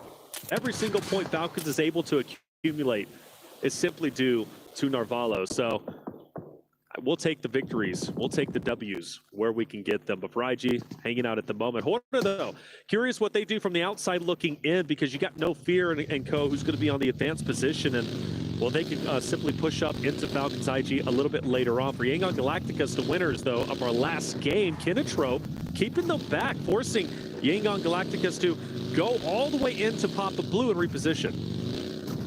God, that's a throwback. Papa Blue. Okay. I'm bringing it back, baby. Oh, dear. Uh-oh. Yangon Galacticos going to re-rotate out on this one onto the south side, and Romeo dips back in. It's only stage 3. We are going to see them sent on in. Maybe scouting towards Kinatrope here, who are rotating out to the southeast side, but not getting too bold with it. I like that. He's heard a couple of those shots coming through. He'll know that there's a player now off in the distance. They can draw a little short, take a couple of shots. The rest of Kinatrope looking to respond here, and they'll be aware now of a presence to their south side on their flank. Fortunately, not too many other teams are going to put pressure on towards Kinatrope, so they can take the time to deal with this. Smile swings it quite wide. Kinatrope keenly aware of Yangon Galacticus' position and where they are rotating to. Bit of a pause on that fight. I think both of them, instead of engaging onto each other, specifically from Yangon Galacticus pushing up that hilltop for the fight's not going to be easy, so they wait for the next stage to pop. They might have an advantage here, and they will. They should be able to take over the hardcover POI just on the edge of where the current stage is at, or maybe they could just go ahead and go a little bit deeper. But for them, now having that hardcover POI, gatekeeping Kinatrope could be huge. If Say Cloud, I think he's setting a trap. I mean, he's close enough to take these shots. He's close enough to take this fight. The question is back up, and the question is, what pace do Kinatrope take towards it? Falcons under pressure now. They're 2 players alive, but for how much longer? Narvalo knocked. R8 want to try and circle in. Ralph now the last to stand. 9 rounds in the chamber. None of them are going to connect. A nice little do-si-do sidestep from R8, and that is the Falcons out of the running. They get 4 points on the match. They'll be okay with that. 46 points, not a terrible way to end match 5. Well, for the second game in a row, R8 will take down Team Falcons. They did it just on Erangel, map 4. They do it again here on map 5, albeit again, Team Falcons staying alive as long as they did, pulling out the heroic fight against Alpha 7. We'll give them their flowers despite the early exit. Falcons did exactly what they needed to do. For Say Cloud, he split from his team. Yangon Galacticus has sent their other 3 away, relatively split up. Say Cloud said, I'm staying back. I want to try and attack Kinatrope if I possibly can, but I believe Final is keenly aware that there is a straggler of Say Cloud hanging off in the distance, but that fight still hasn't unfolded just yet, but I'm sure it's going to happen eventually. Lora on the west side, 4 players alive, mounting up now. Make a decision, make your call, and let's go for it. Wait for teammates to heal up a little bit, and they go up towards the high ground, taking a little bit of flak from across the way. But their rotate continues. They're heading straight on in towards the circle here from the west edge, and they're just going to pull short up on the road. So a small rotate here. They're playing it in dribs and drabs. Kinatrope has finally started to move. Yangon Galacticus says our trap didn't work. We'll reposition. live to fight yet another day. But over here, we got Fireflux fighting off against Noxium Red Force. Madcap, player that was truly instrumental and deep into the last end zone before. He's down. Now Noxium Red Force have a tremendous advantage, especially with Tizzy with the off angle. The question is, with Scarface, he's been spotted, but I believe with that off angle, he might actually hurt Doc and Tizzy quite a bit if they try to rotate into Solus and Catch. Madcap actually naded himself in that engagement, which is, look, that's bad, right? I would say you don't want to be doing that. That generally ends in disaster. Of a Fireflux losing a player in this compound, they had the numbers advantage. Sure, they maintain it, but it could have been a 2-to-1. Now, engagement. Scarface actually sending away. And I at this point, yeah, fair enough. I think this may be smart for Fireflux. Allow Noxium Red Force to hold that longhouse for you. You know you've got power to your south. You want to try and hold face because third parties, they're going to come at you thick and fast if you get a little bit too spread thin. Yeah, he's got a great line of sight too. Noxium Red Force, if they do move out of this spot, they should be spotted. Fireflux taking over the shed. That's going to be great for them. Power most likely going to be the Grim Reapers of everyone in that engagement. Onto Horda. They spot out Kinatrope, fire a couple of shots. Kinatrope quickly as can be, trying to rotate out. They finally make do, but off in a distance, you've got another solo from Kinatrope, who's firing down on Horda, keeping them to the ground. Gamix also up ahead, and Kinatrope has to fight off. Power's position just keeps getting better and better with these circle shifts. Dead center, control of compounds, hillsides to play around as well. They're out in the open a little bit, but they've got so much maneuverability, and the teams around them have got none. That northern side, Visions are going to have to leave their high ground position that they've held for so long. And Loxy, who's been solo since that drop, is going to have to do the same. He's dead now, will not be playing on into this one. So from the north side, it's just Vision who have to make their dash. But the western edge is about to get chaotic. There are 4 teams looking to push on in from this location, and Gamex are going to look to stop them all. What a no fear taking down the vehicle. That's going to leave one of the member from Kinatrope out in the open. He can't really disengage from this fight. No fear is keeping his head down. And it's going to be up to, of course, Kinatrope to try and get this player out of there. The van starts to roll in. Do they hop in for a quick disengagement? They're going to need to. Question is, where do they go? Because Gamix hold the hardcover POIs just in front of them. But if they can somehow distance themselves from Horda, they can live to fight another day. But I got to be honest with you, I don't like where Kinatrope is currently at. The question is, can Gamex do this hold, right? Can they actually make it work? On the 5 matches they played today, 6 points only. The similar story back in the group stages. This is a team that has really struggled in this tournament. So I do wonder if they're going to be able to execute this hold in the same way that I'd have confidence that other teams could. A brilliant spray from Ozzy-san to find the knock over towards Ora, and once again entrenches them down in this ditch. They're going to have a really tough time. They're going to leave Jiggle, see how far they can go. No fear on foot, has to try and march his way on into this one, but it is just a hail of bullets he's met with. But do they know where he's currently at? Do they know he's going to be on foot? Ozzy-san really IG rolls in. Horda might be totally dismantled, and IG does exactly that. And now they can focus their attention on the remaining members. It's going to be up top for Kinatrope. Final, big nade 3 down. Rafa, what are you going to do in this moment? Anything? Can he even get out? I don't think so. The fact that Kinatrope has turned the fight, turned the tides in their favor is tremendous. 17 tons of death crates in the area. Everybody's going down. Kinatrope looking to try and stay alive across the road, but they've still got to go a little bit further. Everybody needs to look both ways on this one, and it is just hell for leather as these bullets storm their way on in. No fear, spraying down, but it is Ora, I think, the only team to actually still have a representative alive, but the blue zone's going to push them out, and that is that. On the western edge, nobody makes it out. Insanity. We lose 3 teams just like that. IG blew that fight wide open, pushing in full send. No one was expecting that. I didn't even catch it until it was going down. I couldn't imagine how Kinatrope and Horda was feeling in that moment. But hey, our Americas region teams are highly aggressive, and that was a great representation of it. IG full send straight in. Well, that clears up quite a few players, and now we focus our attention. Influence Rage Diego from a distance, keeping the pressure on to R8. Central circle shift pops up for us, and again, over towards Power. They are going to look to keep this farming up on the points now with the 42 that they currently have. But want all that they can get out of this one. Feel themselves nice and safe in towards the rest of the day. They've got 5 elims already on this match, and nobody really stepping their toes anywhere near them. Yangon Galacticos at this stage, I think, is their major threat. From this south side, the approach could be taken control of if they can get rid of AXTMG on 3 players on that south side. Well, it's up to Romeo to call that out. Hey, Henry, Cyrex is going to be just behind us. Do we want to push the issue and take them down? Gatekeep them if we possibly can. My only concern would be power dead center, but hey, either way, they've got to deal with one or the other. Maybe even challenge Gamix, only because even though they're in a great spot, we know they are potentially a weaker team for Yangon Galacticos to push into.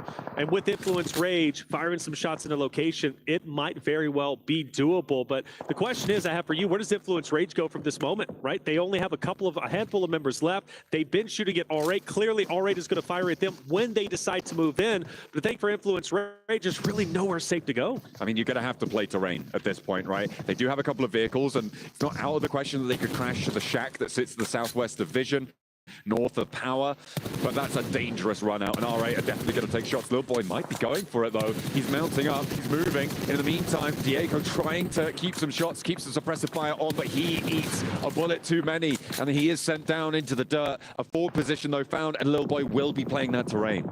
Yeah, I think for Influence Rage, they understood, look, R8's going to be an issue. Hopefully we can get it down. If so, it gives us more leeway to rotate in, but it just doesn't happen. You mentioned Yangon Galacticos pushing in to AXTMG. That's exactly what they do for just a little bit, but eventually back away. But the good news is for 2 players, at least SakeCloud and his duo, they managed to push a little bit deeper towards that airdrop. And now for AXTMG, there's really nowhere they can go that's safe. Power takes shots out towards Henry. He's down, he's flushed. Cyrex now looking to potentially regroup towards Devotee, who's trying to suppress Yangon Galacticos in turn, but will not be able to connect on the spray down. Cyrex up to the roadside now, and actually doesn't want to stop there. Gathering momentum, he's going to divert across and play on top of AXTMG's outpost. Devotee has his team regrouped towards him.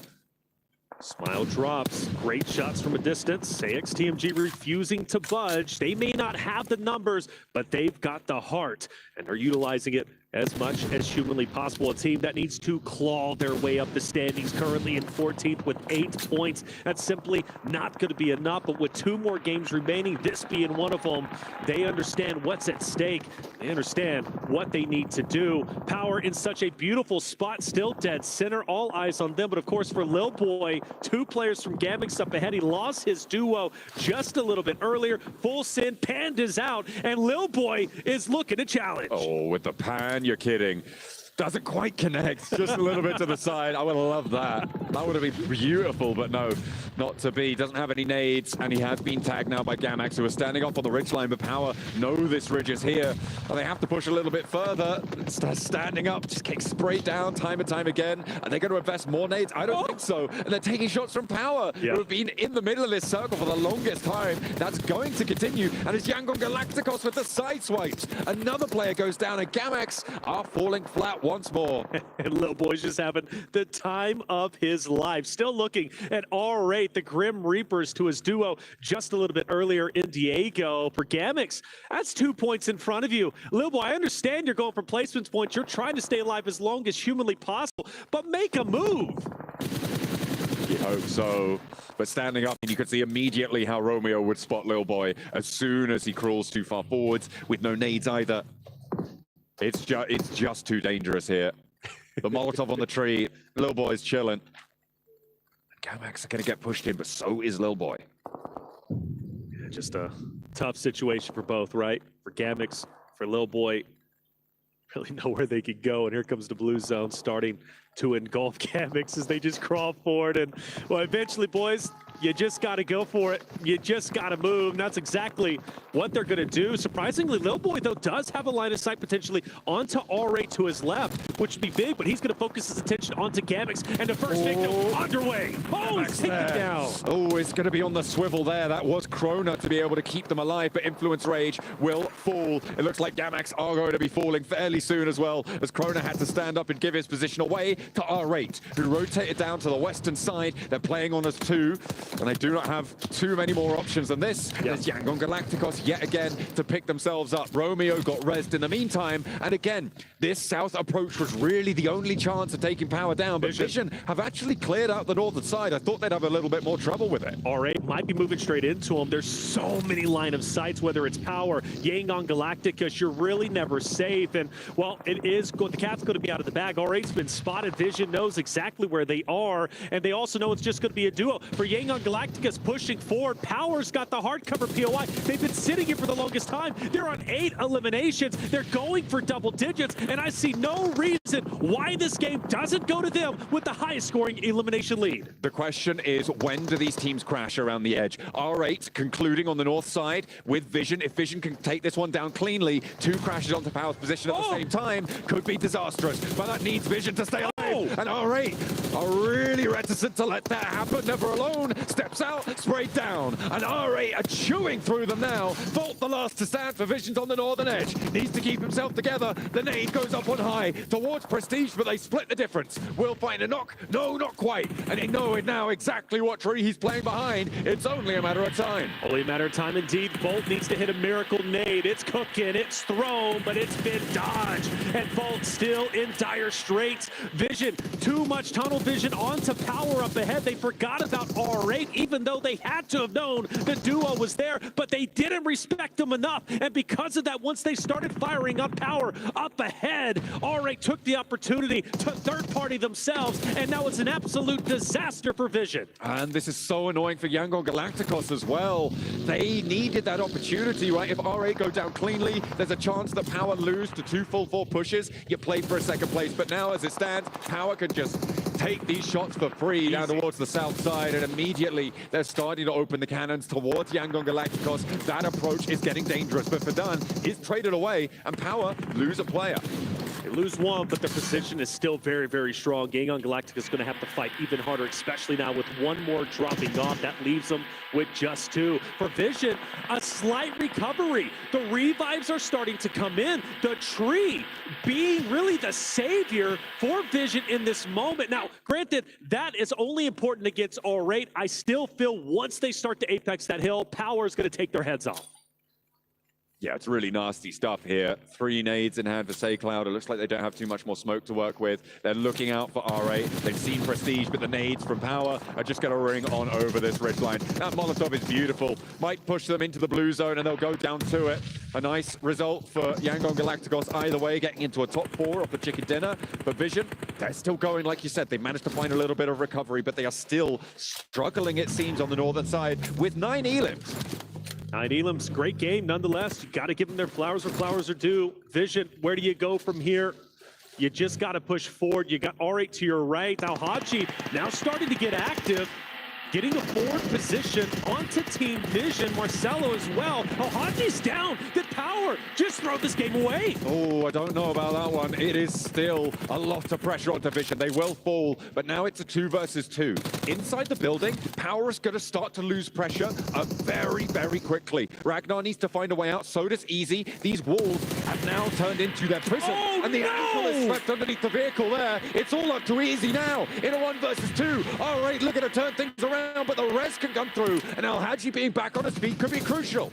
R8 from Team Falcons, they continue to push forward. They take down Vision, and now they're looking to take the game in sensational fashion. Only 2 more players remain up ahead. Power able to recover just for the meantime. A true 2v2. Easy's moving out. He's taking damage. He's now taking damage. He's now up close and personal with the team of Power. Prestige, though, refusing to back down, hitting the shots needed as Power starts to collapse. And is it R8? Yes, it is, as they take a tremendous victory, taking it away from everyone.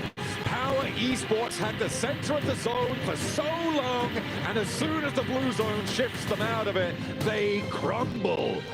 That is a great result for R8 to pick up the pace here towards the end of their first day here in the survival stages, but there are still some other good results out of that match. You got Vision starting their journey, seemingly asleep for the first 4 matches. Match number 5, they open their eyes. You've also got to look over towards team.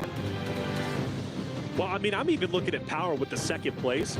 Double-digit elimination. That's what I was thinking of, power. Double-digit elimination. I completely blanked. Without a doubt. I mean, R8, what a victory, and I cannot wait for the Des to break it down. We're going to go to a quick break. When we come back, the final game of Day 1 Survival Stage will be underway.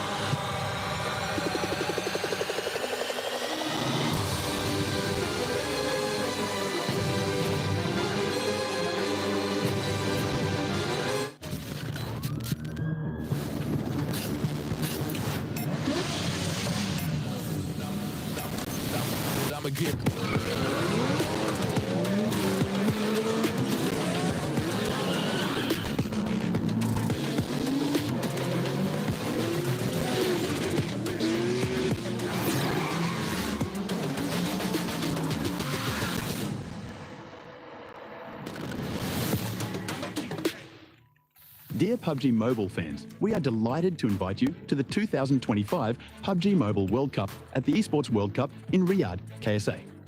This exciting event will take place from July 25th to August 3rd at the Boulevard City. We've prepared tons of event perks, such as the PMWC avatar frame, ESPORTS Passion Set, ESPORTS Passion Parachute, and tons more items. Let's check out how you can get all these rewards. During the tournament, go to the Pandora event page via Lobby, Event Center, Esports to join the event. Mormon from SEA, Top from CSA, Pedrinho from the Americas, Silas from the EU, and Prestige from MENA will guide you through the 5 major parts of the event. They consist of tournament celebration, prediction rewards, esports shop, themed outfit, and champion challenge. Join these activities to earn rewards and collect esports tokens to redeem even more gifts in the esports shop. The more esports tokens you collect, the better rewards you'll get. You can get up to 2,870 esports tokens from the prediction event. It takes place from July 23rd to August 5th and consists of 3 stages that coincide with the tournament: group stage, survival stage, and grand finals. During the group stage, get 20 esports tokens by predicting the 8 teams you think will advance directly to the grand finals. Each correct prediction will grant you an additional 60 tokens. Make a total of 3, 6, and 8 correct predictions to get 300, 680, and 720 tokens, respectively. You'll get another chance during the survival stage to guess the other 8 teams that will make it to the grand finals. The rewards are the same as the group stage. During the grand finals, you must try and predict the ultimate champion. Just predicting will grant 30 tokens, and a correct prediction will grant 400 tokens. If you're unsure about your predictions, you can let your friends' predictions guide you. Find someone reliable, copy their predictions, and wait to be rewarded. The 3 prediction rounds take place on July 27th, July 30th, and August 3rd at 10:45 UTC 0. Rewards are issued the second day after each stage ends at 4 a.m. UTC 0. You'll receive esports tokens based on your prediction results. Note, esports tokens don't expire and can be used in future esports events. Who do you think will be the ultimate champion? Join the 2025 PMWC event and share your predictions. Invite your friends to join the predictions and watch the tournament unfold.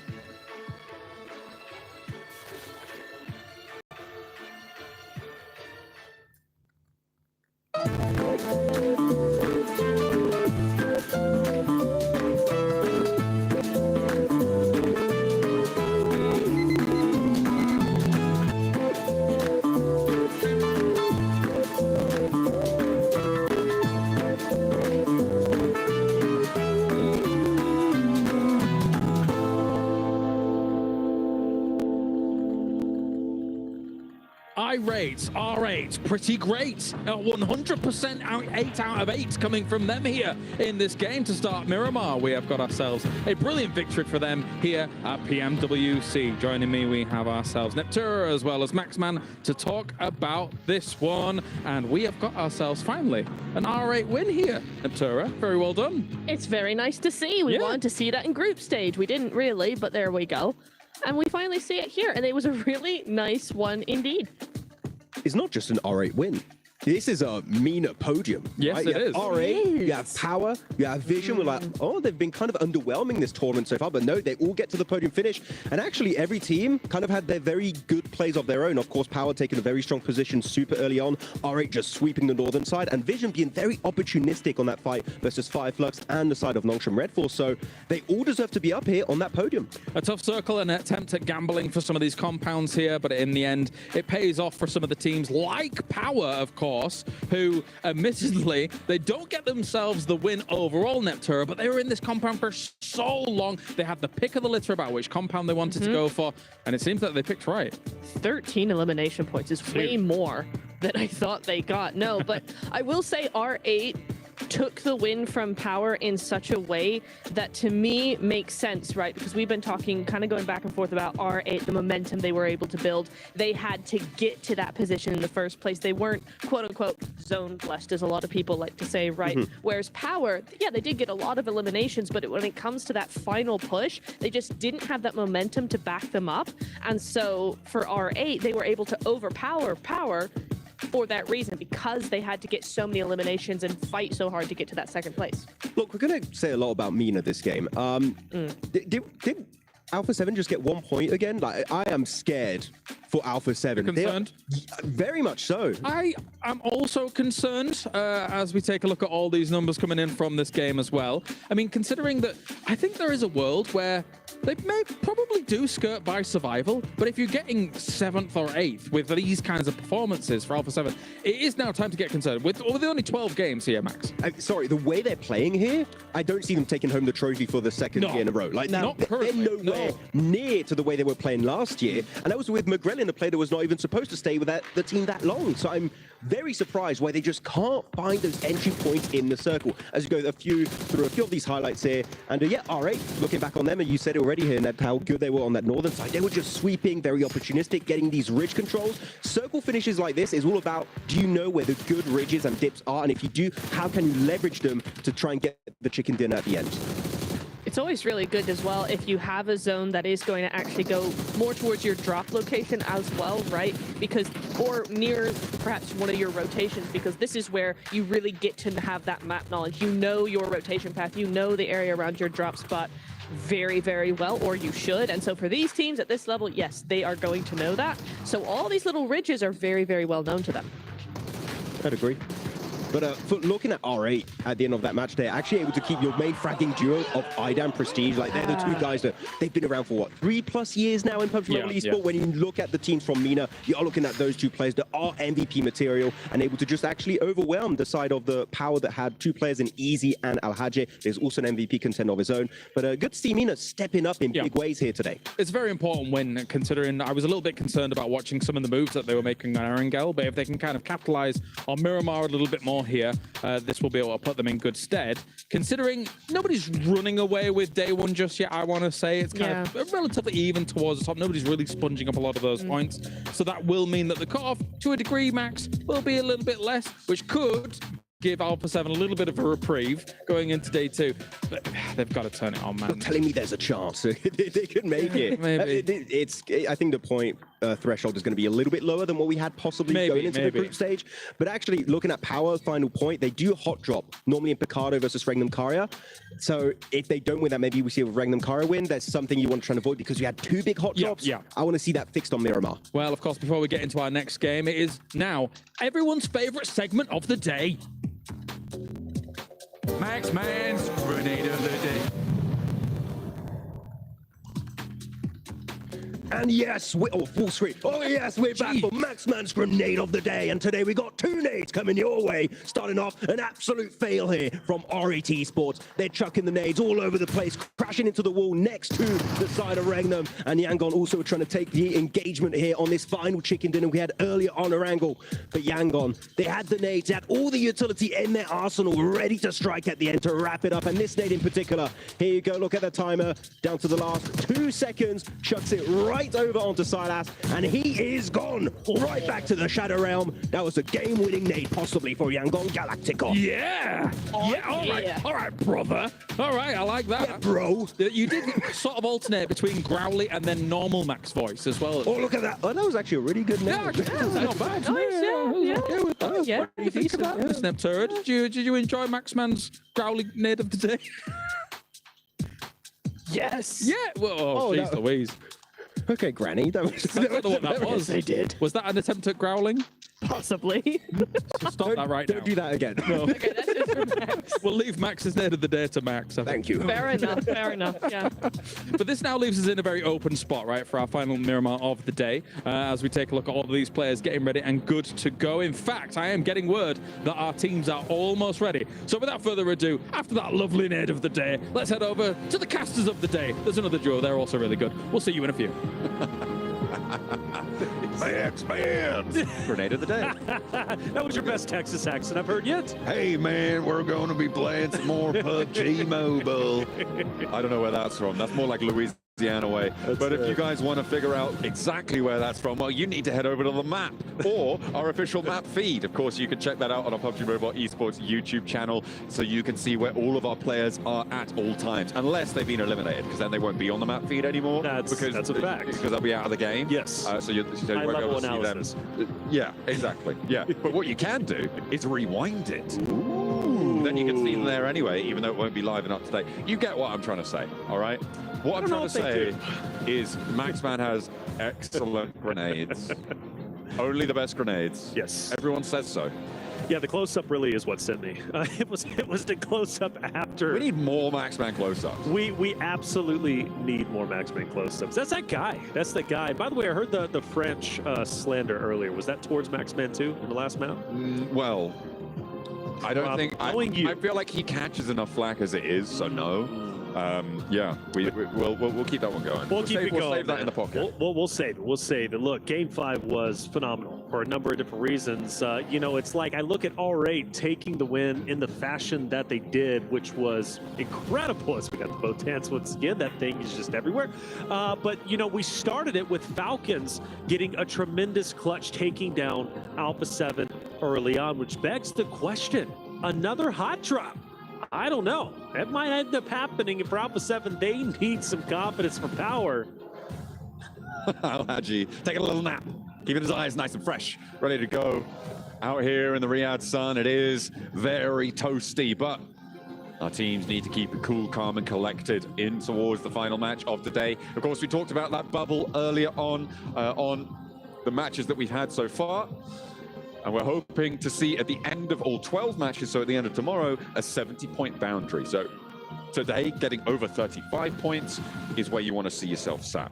Yeah, but Clara said it best. Like, at the moment, there's really, like, there are teams that are shining in specific instances, but at least towards the top, everybody is relatively even, which is going to put even more pressure on those bubble teams going into tomorrow, because I believe there is a slight separation in points anyways, especially when you start getting towards like 6th, 7th, and 8th place, right? So this next game is going to be critical. You always want to end your day on a good foot. So you go into tomorrow's competition knowing, okay, we ended strong, let's start strong. Tomorrow is just 6 games. That's all you got. And we're going to be sending half of the lobby home. That is a heavy, heavy burden on some of the rosters who are towards the bottom. Well, let's take to the skies once more. The desert awaits us as we will reach our halfway mark at the survival stages. Once this game concludes, who is going to take the lion's share of the points, or are we going to sprinkle them about like oh so much seasoning on top of an already spicy tournament?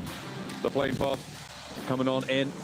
Starts from El Pozo, heads down towards Partona. Our 64 players ready to jump out. Let's get it going, see how it's going to end up unfolding. El Pozo, I believe, yeah, we had that hot drop right. Alpha 7 Falcons, do we get the repeat? Very rarely, at least in the Americas region, does Alpha 7 have to change up their landing spot because a team has pushed them out. It's only happened once to my knowledge, and it was in the PMSL Americas fall season 2024. So this could very well be a repeat of that same situation. I look at them currently flying over Miramar. And Alpha 7 and Falcons are still relatively close to each other. There is a chance we get a repeat of what we saw in map number 5. Is Narvalo going to be able to hit those big, bold drop shots again? We'll have to wait and see. Or will it even be necessary? There's always potential that they could split loot El Pozo, send on out, and try and just disengage from one another, but we'll have to wait and see. Picardo as well, remember, there was a hot drop there, and that was with Regnum Kaya losing the majority of their players in that scenario. So it looks like they are actually going to be changing quite dramatically here, going for that spread around Picardo instead of trying to drop on the inside. So going back to in the zone, straight up north, a little bit different from what we saw in the last game. Let's talk a little bit deeper about this Falcons Alpha 7 potential fight, which might be going down for Team Falcons. They've already done their job today. 46 points, I'm happy with that. If I'm a competitor, I'm thinking, okay, even if we get first eliminated here by Alpha 7, yeah, it's not ideal, but I'm still happy with the amount of points we got. We're most likely going into the finals competition. Now, for them to challenge Alpha 7, you don't want Alpha 7 going for a back-to-back championship. You now have a chance to shut them down in game number 6 in 10th place. That's a tremendous offer, and if I'm Team Falcons, I want to hunt them down, and I want to take this fight once again to Alpha 7 and try to keep them away from top 8 as much as humanly possible. And we do have Ralph, who's going to be kind of circling around the team of Alpha 7. But in the meantime, it's not unfolding just yet. Power, we saw them early on in the last game. We're seeing them once again. They are already on the road. We're only 2.5 minutes in, and it seems like teams are already making their way forwards to these next stage positions. So potentially fairly light on the loot for a few of our players, but they'll be okay. Okay, heading back in towards Picardo. They can pick up a little bit more gear to be getting on. Currently sat right at the top, nearly up at that 60-point metric, which would be huge to end their day on. In the meantime, Alpha 7, they're out. No hot drop scraps to be seen so far this match, so adjustments have been made. That's right. I think this is the best course of action. Something Alpha 7 didn't have a chance to do in the last game, now have a chance to go dead center of the zone. Maybe have a little bit more longevity. Let's not forget, this A7 roster, they are a wonderful Miramar team. That last game is very unorthodox. It was all up to Narvalo, who ended up clutching it out. So for Alpha 7, a big game here is very much so needed. Even the best can start to feel rattled. I don't know if Alpha 7 is necessarily feeling that pressure just yet, but you know, there is a little bit more at stake now in the survival stage. Without question, they go up towards Horta. Northern side of the zone, still very much dead. A lot of real estate there for anyone to take. But for Alpha 7, how long do they stay center zone? That's the question. It's kind of antithetical to what they've been playing so far. Playing that edge side, playing that sweeper position, but they're going to change things up here on Miramar. I think they can chill out here for quite a while. These concretes should be fairly decent to hold. We'll see how long they can do so. Vision rotating in from that southwest side as well. Currently 2-2 split, a really quite big split. It's about a kilometer difference between the two outposts. This is on the forward position for Team Vision. You've got the other two players bringing up the rear behind them, never alone, playing with a Nawaf on that vehicle rotate behind them. The scout is good, they're clearing the path, and they're going to be chilling for the time being, and actually sailing on in fairly close to a couple of our other players, potentially all the way up towards Alpha 7 there on the north. Setting the trap on the Sleepy. Oh no. He gets up, does he know Petrino's up there? Well, now he does. Cat's out of the bag. A big fight for the high ground. Molotov down, no, Sleepy down! Sleepy down, and there's nothing he can do. Hugs the wall, tries to avoid damage, and simply cannot. Petrino holds on tight to what he's got. That's really bad news for Sleepy. drops down the side and takes a dirt nap. That is an uncomfortable pillow, if I do say so myself. Well, still, a chance to get back up is there. Jiggle overlooking where Pedrino's out means Pedrino can't comfortably go for the finish, nor do I think he's truly concerned about getting the cleanup on the Sleepy. So Ora might be a 4-man unit quicker than you would assume. The pickup is in, so all good. Sleepy can let that error go. It's like it never happened. It definitely happened. It's so happened. It's unbelievable. The rest of Intense Game might actually be able to navigate around this one and force the positions for Ora. The benefit of not going for that. The benefit of not going for that flush out is that it draws Ora in, and now they have to commit to this hillside push. So Pedrino can just give ground. I mean, it's smart, right? You just slam it in reverse, do a little pirouette on the way down. You look classy, you look sophisticated, and you just get out of there, right? That's the idea. Not out yet. A lot of ammo being dispensed here downhill, but not quite connecting. Has to hop out though as the vehicle starts. Set on fire, and there we go. Okay, so as cool, as swift as it looked, he was not quite quick enough. Well, for Power to knock from Red Force, they start to clash very early on. Power was one of our early teams of map number 5 here on Miramar, who started off on fire, had a chance to take the win, falling just short to RA this time. Maybe one of our first teams to be eliminated, depending on how this fight ends up unfolding. Knocksham Red Force, a very aggressive roster, who started to improve their performance on day 2 group play, looking strong, obviously, in today's competition. Now top 3. Badan hugging the corner. Knocksham Red Force starting to tighten the vice grip. It's not going to be an easy fight for either which roster. I do love the high ground over Tizzy. Power cannot disengage. With Doc starting to fall, do we start to see Knocksham Red Force unfurling? Vinny will be there for the refrag. That smoke on the door frame is doing a lot of work for Knocksham Red Force. He's playing around it with the shotgun, just going on those gut reactions there. Hitting those flick shots, all important. Has done so much for them. Easy, drops down, out and around the side, and he clocks one on the swivel. A really nice heads-up drop down there for Easy. More to go, though, and Vinny on the inside, trying to keep things together for Knocksham Red Force, but Power trying to turn it around, and the pump action again for Vinny. Dispensing a hell of large amount of damage for the roster of Knocksham Red Force, and they keep it going. Power done and dusted. Ooh, and that's tough, isn't it? Going into tomorrow's competition, Power, man, they're going to feel good naturally. Great performance when it comes to the top of the standings. Currently first place, 56, near the 70-point theoretical threshold for top 8. They're very healthy, but going from what should have been a guaranteed win, in my opinion, in map number 5 to being first out in map 6, they're going to have to recover short-term memory going into day 2's the final day for the survival stage. The zone shifts wildly down towards the south, and therefore everybody has to full speed ahead straight into the next stage. I'm looking at Regnum Kaya, I'm looking at Fireflux holding down towards these south areas on this map. You've got Fireflux who can control the south edge of San Martin, get up into those hills and try and maintain the control. Everybody else on the road. Alpha 7 leading the charge. They leave almost immediately. Rightly so. They've heard that fight across the way. They know Knocksham Red Force are still a little bit battered and bruised. Can't take that fight. So you get out of there fast. You're not going to be as challenged here. Across the road they go, and they're looking a lot safer now, and they are into Regnum Kaya territory. Alpha 7 dead center, like you said. Let's see what happens here as Knocksham Red Force very close to him. Regnum Kaya also starting to tempt fate.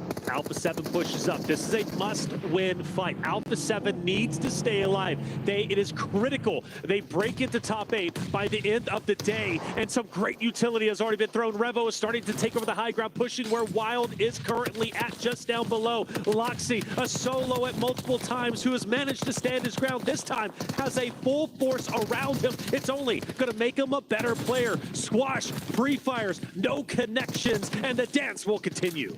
Alpha 7 rock up. No casualties on the approach so far. A little bit of damage sent towards Mafioso, towards Revo, but they are now in the straight up 4v4.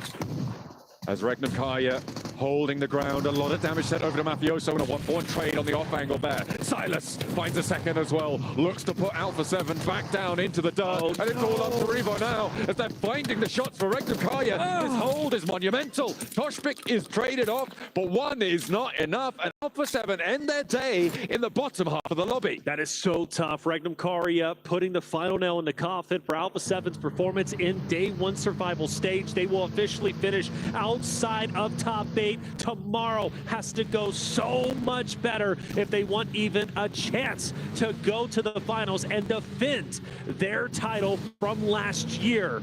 Now we focus our attention over towards Team Falcons, a roster that was underperforming throughout the group play, but overperforming when it comes to the survival stage, looking to finish in first.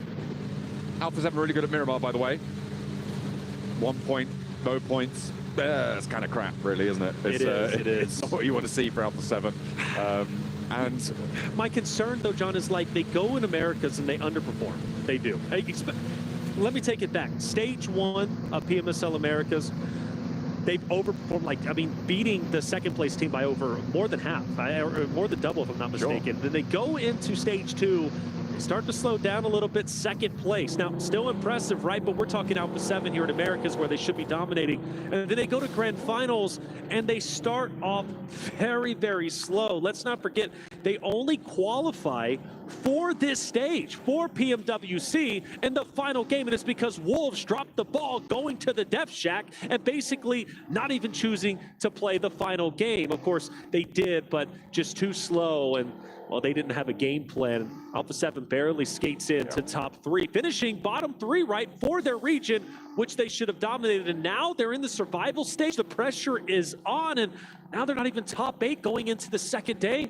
I'm starting to get a little bit worried. They're losing pace as well with the rest of the pack moving ahead of them towards that bubble. It's going to be difficult to make it. Nongshim Red Force on the northern side here. We saw that engagement earlier that they had with Power. They were able to win it, but the speed at which they could leave is not going to be fast enough. They now have taken heavy, heavy casualties, and that crossing is going to be nearly impossible. With one player remaining, Doxy will try and get something done, and we'll see how much further he can go. Regnum Kaya holding on to their position with 3 players alive is good. I'm looking at Kinotrope as well on their southwest side with a nice spread out across a lot of ground. But the Falcons are going to look to challenge the south point. They could potentially find a weakness.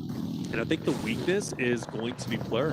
Plur off on his own, and this could be Falcon's opportunity to kind of bully him out. Granted, you do have Ozan who's going to be able to fire down low, and he did a great job, by the way, in the last game, right? Ozan was that off angle, just peppering shots at the enemies starting to roll in. But for Falcons, they are a punishing roster. They see Plur by himself, you better believe they're going to push him.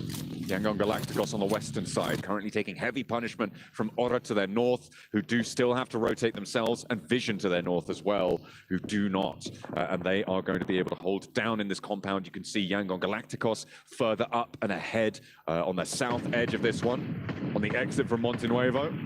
Yangon Galacticos suffering. Aura now looking to mount up, who been dishing out some punishment, but wanting to try and break towards the top side here. In 9th place, Aura looking to move away from Alpha 7 towards E-Arena. But E-Arena themselves going to be crashing on towards this Regnum Kaya position. We've seen them defend one. Can they do it again? Regnum Kaya looking to take down 2 teams in the same game. And E-Arena, though, got to give them faith because they've done such a great job holding hardcover POI, but it's chaos across the board. Loxy bottom right, of course, Joker, who's going to be bottom left, and then the overhead up top is it's just a mad scramble for positioning, and I believe Regnum Kaya gives respect to E-Arena. They're dipping. I think this is sensible. You wait for those pushes, you should control these door frames, and you try and get some value out of it, but you know you're not winning really, realistically, a lot of the time in that engagement. It would take a lot of confidence to stick around in that spot, and the fact that they had those vehicles ready to go says to me this was their plan all along, right? South, try and Stockton teams getting in. If we don't get any knocks, fold back to where we held before. But I think they come back. I want this hardcover POI, if I'm honest, because it's going to be such a power play, kind of like what Power was in just the last Miramar that we ended up witnessing. Granted, second place, but you notice once they got the hardcover POI in center zone, they were a force to be reckoned with, and they finished with over double-digit eliminations. So for Regnum Kaya, I don't think this is going to be the end of them versus E-Arena. Falcons starting to push in. They have been quietly finding their way closer and closer to these circles, and now they've managed to find a team trailing their way in, and they will drag them back down. Take one of their players out. Yangon Galacticos down to 2, but Falcons are outside of the circle, and they have danger sent to them from Kinotrope on the southeast, and Yangon Galacticos, even with 2, are still deadly. That's exactly it. Kinotrope is going to be the X factor in this fight, as far as I'm concerned. You also have Vision, who might play a bit of an impact, who now start to move through. But in the meantime, Yangon Galacticos feeling the pressure. Team Falcons noticing where Vision is currently at. For Falcons, in my opinion, I'm sending it into the zone. I'm trying to get as much distance as possible once these fights have concluded, because I'm not too healthy. I'm not too happy with Yangon Galacticos being around us, Vision also being in the area, and Kinotrope also being up top. Falcons could be in trouble before they know it. Getting a little bit more healthy here. They'll need every advantage they can get. Pushing in the southwest side is treacherous. The terrain nice and bobbly for you as you try and roll on forwards. SayCloud has spotted Redox. Redox unaware of the position, but doesn't quite go down. Will have time now to heal this one up, and SayCloud's position is known. He'll have to reposition and get away from this location before the Falcons descend, before Vision send out their way. But I don't imagine that Vision are going to be super keen to send south at this stage. They're going to be more interested in heading east to regroup. Meanwhile, is it going to be, yeah, it's Aura on the northern side, and IG having a tough time of it. IG, team that's been struggling quite a bit towards the bottom end of the standings, only outdoing that of Gamix. We've noticed IG get overly aggressive at times, disrupting fights. This time they look to take down Aura, and it's not going to be easy. Meanwhile, we transfer over to R8 and Influence Rage, and there's bodies all over the ground. Every health bar's red on my screen right now. What is going on? It looks like Influence Rage are going to be able to heal up a little bit more effectively than R8 in this location. In fact, it's only Damar who is left standing for them, and he is split from this fight. He's trying to take those shots down and might actually have an impact here, as 3 players from Influence Rage are currently on the deck. And Damar could try and challenge this. He's not really got too much to lose, has to get out of here anyway. A front flip on the buggy. He's dismounted from it, but he stays alive. Will get it back into control, but all this time, Influence Rage have been healing, have been regrouping. Hang on a minute. No, they haven't. He took down Lil Boy. He took down Lil Boy from a distance. Now Damar knows, I've got to capitalize off this. He pushes straight in. He's a solo. He's going for gold, but can he pull off a miracle play? Well, at least so far, yes, he can. He re-rotates over to potentially take down Lil Boy, but now he's going to take down Lorzen, who pushes over the top. Damar looking to make a heroic play, but gets silenced finally from a distance. He's taken down as Fireflux says enough is enough. During all of that as well, Kinotrope sent a big node over towards the Falcons that has torn them in half. They are suffering now, and it looks like they're being handled nicely out on the western side. Redox the last to stand for them, and he will fall in short order. A well-placed nade stops Falcons in their tracks, going down with minimal points on this match, but their day is pretty successful so far. They have managed to turn up where they haven't before, and will be happy moving into day 2. It's not the biggest surprise, though. Falcons were so embroiled in this fight against Yangon Galacticos. Meanwhile, Vision was also laying down shots down range, and Kinotrope just had too much of a power position, too much vision on Falcons once they started to push it, and they had to start pushing in to go into the next zone. So Falcons get eaten alive, and it will be Kinotrope who have the potential to have a tremendous game, which, again, would be very valuable. They're knocking on the door of passing up the previous year champs of Alpha 7. Top 8 is a possibility. They need a lot of points to get there, but finishing the final game of day number 1 of survival stage is so impactful for Kinotrope. They have a chance to do it. This is also a big chance for Regnan Karyakin, and amongst the top dogs of this lobby, making sure that they can end over 40 points would be fantastic. Getting up towards 50 would be brilliant. It will take it still quite a long way to go for them. They'd need a 26-point match to be able to get up towards that 60-point mark. It's doable. There's still plenty of points left going. We'll see what they can find here on the northern side. They've got a solid spot. Fireflux so spread out, mind you. You've got Scarface all the way in the north, Solus way down to the south, along with Matcap and Catcher are going to be the closest together, but even them are quite separated.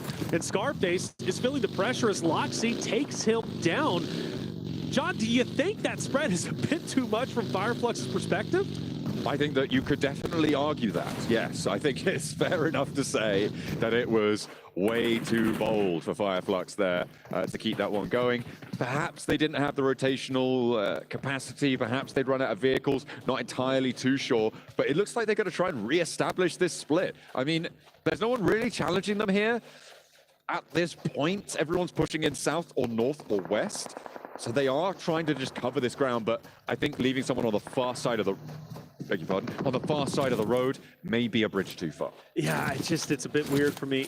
Granted, gaining insight, maybe scouting the horizons, but your scouts get taken down, and now it's time to get back together. Solus looks to be joining where Catch is currently at. Madcap will also join into the mix. Maybe they were trying to establish individual zones, so when the stages did start to collapse, they had real estate already there and the information needed in order to set up quite nicely to gatekeep, but it's just a bit too much. But with 3 members still remaining, the chance is still there. Now for Doc, well, his chances are gone, and well, that's going to be the end of Red Force. They get taken out, and their final game of the day is over with. Now, for Hora Esports, though, all eyes on them. 4 strong, dead end of the zone. They can make a deep run. Yeah, with the hills that they have to play around here, they can definitely get quite close to the center. We're going to be seeing the next circle in about 5 seconds as well, so it's going to dictate the pace. Vision, they've been slinking their way down this western edge towards Kinotrope, who now find themselves in a little bit of a ditch. A huge nade comes through from Noir, finding 2, and immediately they can descend on this one. They should be at the very least. There's only 1 player close by to try and handle this one. Ozzy-san at a distance. I don't think he's going to be able to say anything about this. I don't think he has a chance to chime in if Vision just pour over the top. Yeah, Plur, I mean, maybe, just maybe he can make something happen. He throws a nade, but it's a bit too short. And Plur is going to be the last-ditch effort for Kinotrope to try and be the hero to shut down Team Vision. But I don't know if he's going to have what it takes in order to do so. But he does get the off angle, but the shots are going to be missed. He's going to be snipped out and taken down. And Team Vision, who was opposite of Kinotrope for the longest time, puts almost the final nail in the coffin, I should say. Ozzy-san is gone, and now it's survival mode for him. Where has this Team Vision been up until now, right? These guys, off that last Miramar, they got a healthy elim count, and now they're back up to 5 with a western point position. They have a chance to push towards E Arena, sure. It is a difficult one, a lot of open, quite flat terrain as well. But they do have a chance here to put another big number game on the cards. They started this Miramar set really down on their luck, but they have started to pull their socks up. Son goes into a hot and ready Lil Boy as well as Influence Rage. Doesn't have the help needed. Influence Rage start to encompass where Ozzy-san is currently at, and he won't even get a shot up, unfortunately. He will be eliminated, and therefore Kinotrope are gone from a very dominant, strong position. Pressure was on for Kinotrope.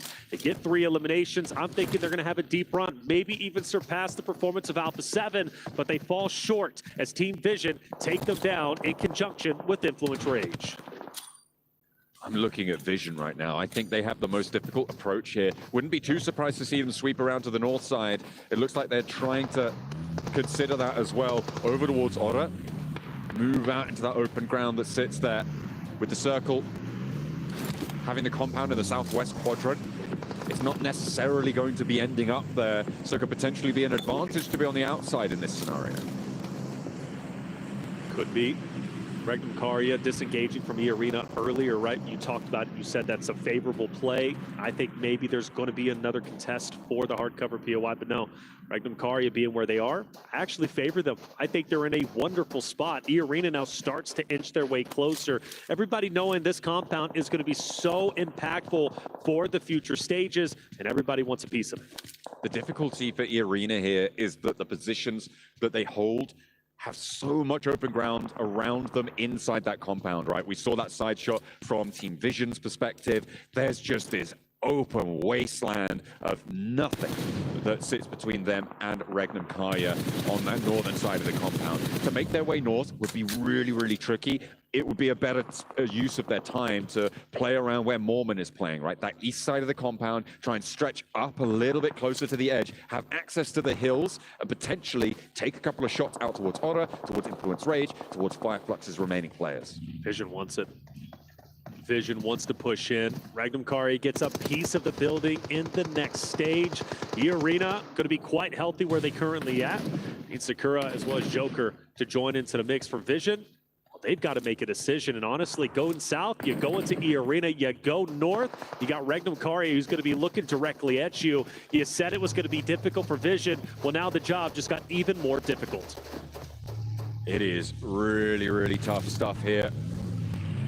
6 teams now remain with 21 players alive. And it looks like Marcelo's going to get a little bit closer now to Magnum Kari. Draw some shots out, get a little bit of info. Yep. Wait for E Arena to try and challenge as well on a third-party off angle, but they aren't spotting it. Have no choice.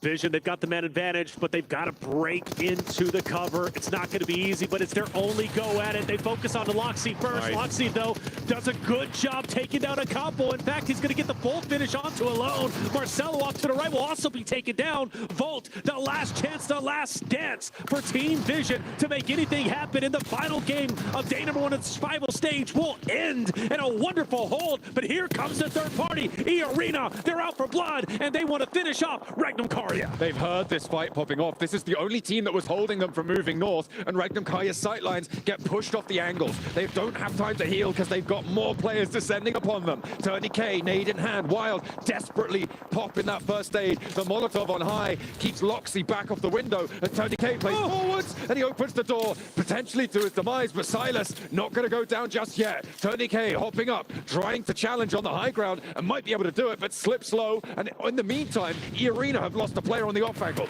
Fireflux are moving in. Influence Rage, Aura as well, trying to find their way through and closer to this fight. Tremendous fight, a big fight indeed. The question is, who's going to end up ahead? Magnum Kari, E Arena, Fireflux with catch. Will he have any impact? Well, with the reset, E Arena, once again, a 4-man unit who can push straight into Magnum Kari, but Silas wants to hold his ground, and he's doing exactly that.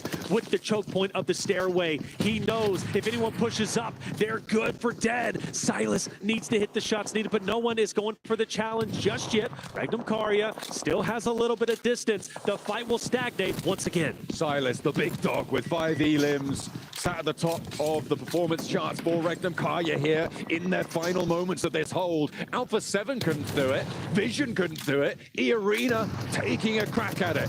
Magnum Kari may be too tall of a mountain to climb here as they keep things on lock and key. These guys are champions in their own right, and that is on full display here. Without a doubt, now they've got to push forward. They take a couple of pop shots on the order, keep their heads down, so they have free and clear ground to push up. Now, you do got to consider Fireflux, who's going to have the off angle on Magnum Kari once they do push out. But for Orda, all eyes on Influence Rage up ahead. Influence Rage, this is one of their deepest runs we have seen today, one of their best performances yet. I'm hoping they start to crawl their way up into the top 8 position, but Orda, they've got other plans, and Lil Boy is down. Let's get a little bit more done. Loxy falls as well on an off angle there, and it looks like Orda are starting to extend their influence. It was Ketch who was able to catch them on the approach there. They're potentially going to be resable, but the blue zone pushing in, they just don't have the time. Dead center of the circle right now sits in Orda territory, and it's going to be up to Magnum Kari to try and dispatch them from that location. Magnum Kari committing? No, they don't find the res. Wild, he's got the forward position. He's going to be the closest to Horda, but he doesn't understand what he's getting into. You've got Influence Rage who's been fighting against Horda. Wild's going for the off angle. Sleepy has taken a lot of damage. Sky's going to be coming to nade. Silence is going in. The tip of the spear looking to turn the tides. Magnum Kari is full committed. They know they have to, but Wild, he's the only one who's going to be standing currently. Orda is going for gold, but Influence Rage, I've got to favor them. I think they got this. Orda, they are running on fumes, and Influence Rage is tightening the vice grip. Law with an nade cooking now. Over the top needs to find the shots, but Lorison goes down to the back line, and no answer is found with a nade. Sky looking to try and take up the mantle of the peak, but again, he is rebuffed. It's all up to Jiggle now for Order to keep them linchpinned into this match, but Catch is there. He finds it, and that's Law as well, taking the shots out wide. Nobody's getting out of this desert unscathed now, and Law can't find the first, looks for the second challenge, and he just dips behind it. Stays alive for a moment longer, a breath allowed for the time being.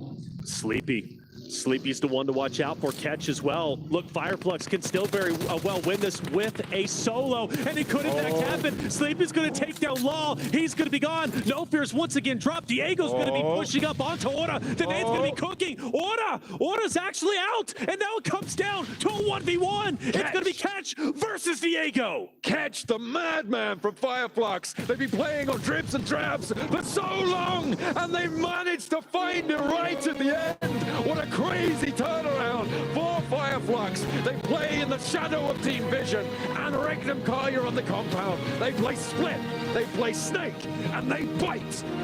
Fireflux, a dominating performance, the solo playing spoiler, and you gotta respect Catch in that moment. We knew he was in a power spot, watching Regnum Karya start to rotate over after they win 2 dominating fights, but at the end of the day, it was Catch overlooking his competition, overlooking the battlefield, the battleground, and knowing he had what it takes in order to take over the victory. Fireflux, a tremendous win and a night and day difference from their group play performance to where they currently stand, just behind Power Esports. What a rotational set at the end there. I mean, Fireflux, by all rights, should not have won that one. And I think that, for me, Regnum Kaya put on a real classy display in that match. That hold on the north side, that regroup onto the north edge as well. That is a team of discipline. So for Regnum Kaya, they close down strong. The top 8 here looking pretty healthy. We'll see if they can maintain that spot, because Alpha 7, they're going to be trying to batter down the door. We're going to head back over to the desk. Kalaris, what do you guys make of that one? An unreal ending with chaos abound all over the place, but somehow Fireflux gets themselves the victory here, despite Influence Rage and Ura being able to position themselves as best they can. Joining me, everybody is joining me. We got Seven, we got Neptura. They're hyped, they are ready to go here for the survival stage, and also Maxman's here as well. Oh, thank you. No problem. I was so impressed by how they were reacting to that game, Max. Yeah, they were very hyped about it. Yes. I was not looking at them. I was looking at Hora. I was looking at the side of Influence. Understandable. And I was also looking at Regnum Kara, but no, stay next to the fence, being really silent. Works out every once in a while. And for here, Fireflux to actually get themselves a good old win. Good to see it. Yes. Sometimes it happens, Seven. Yeah, sometimes it happens. It finally happened to actually, what is that? 2 wins for them now? Yes. Yeah. Nice. Good performance out of them. 22 points total, 2 eliminations.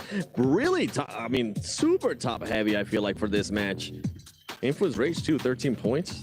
I was impressed. It was good to see Hora being able to actually perform here. I felt like so far today they were really quiet. This at least will put them closer up to the top 8 to contend tomorrow to make it to the grand finals.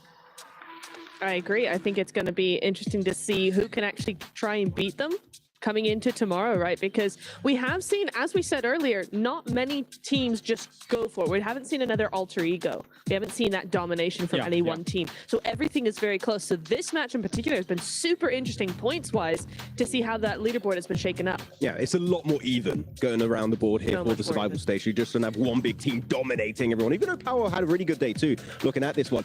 Oh, Alpha 7. Oh, I knew you were going to do it. I knew it. Go on. Sorry. Yeah. Winston Payne, do it. Oh my God, they got me. Not quite like that. It's like, do something, please. Means by Kyanat, shout out to you. Yeah, understandable, right? Obviously, there's a lot of expectations on them to be able to perform a little bit better than this, but another single-point game, Neptura. We need to see Alpha 7 have a massive day tomorrow, which we know they're capable of doing, but will it happen?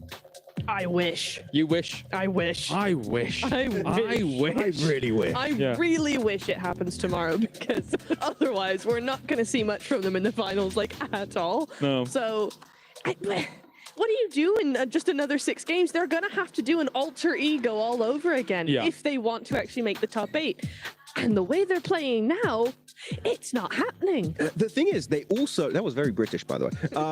There's been a lot of that today. They also fixed the hot drop issue. They did not fight Falcons in El Poto, so they actually left us like, okay, that's the biggest issue for them on Miramar. It's been fixed. And then they go to another team to also fix the hot drop. There was Regnum Karia, and instantly get wrecked over there. So, as you said, we need to see some alter ego level results if we want to see Alpha 7 make it to the finals. Well, let's talk about the overall rankings, then, and I'll get your thoughts on it in a moment, Seven, as of course, we have ourselves up towards the top. It's a Fire Flux fight against Power. Of course, Power came into the last game at #1, but Fire Flux with these 2 wins, that sneaky, cheeky win here, 7. They're at #1. Honestly, if you're Fireflux, you're coming in confident tomorrow. You have what is that, 29-point lead up to 8th place. You're going to be able to maybe even think about doing some stuff to those teams towards the bottom to try to stop them to make it to the grand final. So yeah, Alpha 7, it's going to be scary for you tomorrow. I was going to say, Alpha 7, you go down in the leaderboard. We don't want to see it. Like, you could genuinely do that at some point, because I think we were talking about it earlier, Kalaris, right, about what the point threshold could be. We were like, maybe 60, maybe towards the 70. Like, they are pretty much there. So they can just relax, because really, you're just getting extra prize pool, which is always nice, but you could target teams to ruin their chance of making it into the finals. That said, Neptura, looking at how this plays out as well, Power, I think I've been very impressed by how they've been playing things out today. 2nd place, they were first up until that last game, of course, here. 56 points for them. It's a fantastic result for Power. It is. I really, like I said at the beginning of the day, I really liked how they played in day 2 of their group stage. I wanted to see that continue in through to survival stage, and it has. The one thing that I'm surprised at, though, is how elimination heavy their result actually is, because 16 placement points is all we see out of them. Compare that to Fireflux, who kind of have been a lot quieter. I mean, yes, they won 2 games, but game to game, we haven't seen as much from them as some of the others who have been a bit louder. But 30 to 34 for Fireflux is massive for them. It's really nice consistency. If Power could just try and survive a little bit more, turn those strats into points just a little bit more, we are looking at another Fireflux. Yeah, I'm going to be looking at Falcons. I want to see what they're going to be doing tomorrow, if they can finally get the win. We saw them do really smart rotations. We saw them actually be playing the way that Coach Peko has been saying the whole time, the way that they play, having teams be a little bit scared of them, having them giving them that freedom to actually do those rotations. They got away with some today, but we need to see a win out of them. And looking back at that Erangel, they had an amazing rotate right down next to school near Rozok, and it was a very, very good rotate. And then they got very passive against Alpha 7 instead of committing for a breach. If you're going to be aggressive the entire way. I think that is the way Falcons can make in the top 8. As on the 2nd page, a lot of teams that we just do not want to see here. And again, Alpha 7 are still on that page. Yeah, okay, this is the danger zone. I think my concerns really do lie with AX, TMG, Intense Game, Gamax Esports here, Neptura. These teams need to have a massive day tomorrow, because they had a pretty rough group stage for the most part, and now they have only 6 games remaining and only 12 points at the top for them. I'm surprised AXTMG did not have as good of a day as we saw in day 1 of the group stage. I'm really surprised Intense Game is there, because I was really shouting their praises day 2 or the last day of the group stage. Yeah. I really liked how they were playing. They were playing very split, but very controlled. They were doing some good things synergy-wise. They weren't going off on their own too much and all of that. It just wasn't able to actually, number 1, turn that into points, and number 2, actually come back from their day 1 performance. So to see that happen all over again is a bit disappointing. Not just points, placement points. They have 0 placement points in the rankings. Then you get eliminations. That means they're not getting anywhere near the later stages of the match. So we need to see more from Intense Game that did so well going into Americas. I expected more, and just nothing has been delivered so far here for PMWC. Usually the excuse for those teams will be like, okay, maybe it is their first global event, but that group is just set up of full veterans, Brazilian veterans that have been around the league for a very long time. Going back to AXTMG, one thing that I would tell this team to start fixing up is stupid fights. That's what it comes down to. Taking fights that you don't really need to take. I think we went back to Aaron Gill at one point. We were even scratching our heads. Why are they taking a fight with Alpha 7 at this stage? Why not just back up and actually focus on later into the game? That's what that team needs to do, because if not, they're not going to be qualifying at all to grand finals. No, it's going to be tough. Really is. And as you can see just before there, it was, of course, Fireflux wall-to-wall, starting off the day with a win and finishing off the day with a win as well. Let's take a look at the Gadir top plays of the day, as I suspect there may be some Fireflux here throughout this Neptura, but we do start off with good old Power Esports. Power have popped off today. Not gonna lie. Not gonna lie. Yeah. Oh, the vibes. The vibes were very good for them. Yeah. They were rizzing up the rest of the lobby, and the vibes were very good. I agree. Yeah, guys, plus 10,000 aura. Absolute cinema. Am I right? Shut up. What do you think, chat? You damn Zoomers. You've done this on purpose to me. We got Save me. You. I'm gonna go sit with you next on that little couch. Yeah, you can sit on the old man chair over here. The over 30 gang over there. Yeah. Come along, He's yeah. joining up. This is the host's We got chair. top plays. I Double thought we go talk about the top plays that we had. Yeah. A lot of field finishes on the Wrangle, actually, in particular around this area, and a lot of big crashes. Influence Rage were one of those few teams that just sent it on the buildings. And Yangon also getting a great finish on the Wrangle against the side of Regnum Karya. I mean, I loved how that entire last end of this game went. I mean, this just the nades. Every single nade is a highlight to me, so I'm glad we see it in the top plays here. Yeah, when we look at the top players here, Seven, which team do you think was mewing the best? What do you... No, you don't want that? You got me. No, you got me. I'm trying to be cool. I'm Are they trying to looks fit in with the maxing kids. with those nades? Are they looks maxing? Max does really good though. Looks, he did, that's not bad. Yeah, look, that's actually you really can't good. see that at home. You gotta do the line thing. You've seen the Gadir top plays. Now, hello. Dang, we look good. Host chair. We actually coordinated really well in our costumes today. We meant to do this. This is how we wanted to start the show. We just didn't have enough time. Yeah. Didn't work out. Who's Kalaris? Yeah, right.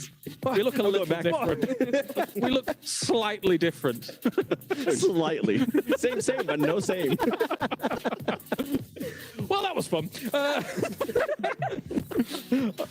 All right, let's take a look at something far more important than me and Seven. It's the Sony hero of the day as well. Ooh. What are you guessing? Are you taking a guess? All right, we're doing some predictions to get this going. They seemed very keen. So, Max Man, do something. I had Koa. Koa? Yeah. It's a pretty decent pick. However, they did fall off a little bit throughout the day. So Yes. Yeah, true. It was True. So I'm shutting you down straight away. Al-Haji. Ragnar. Oh, you said Al-Haji? Yes. Okay, well, you skipped the queue. So Yeah, shush. You're Ragnar. eliminated. Yeah.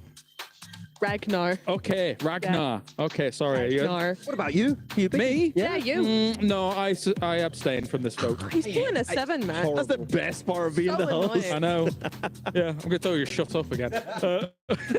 All right, let's find out who is going to be our Sony. Oh, wait. Daily winner.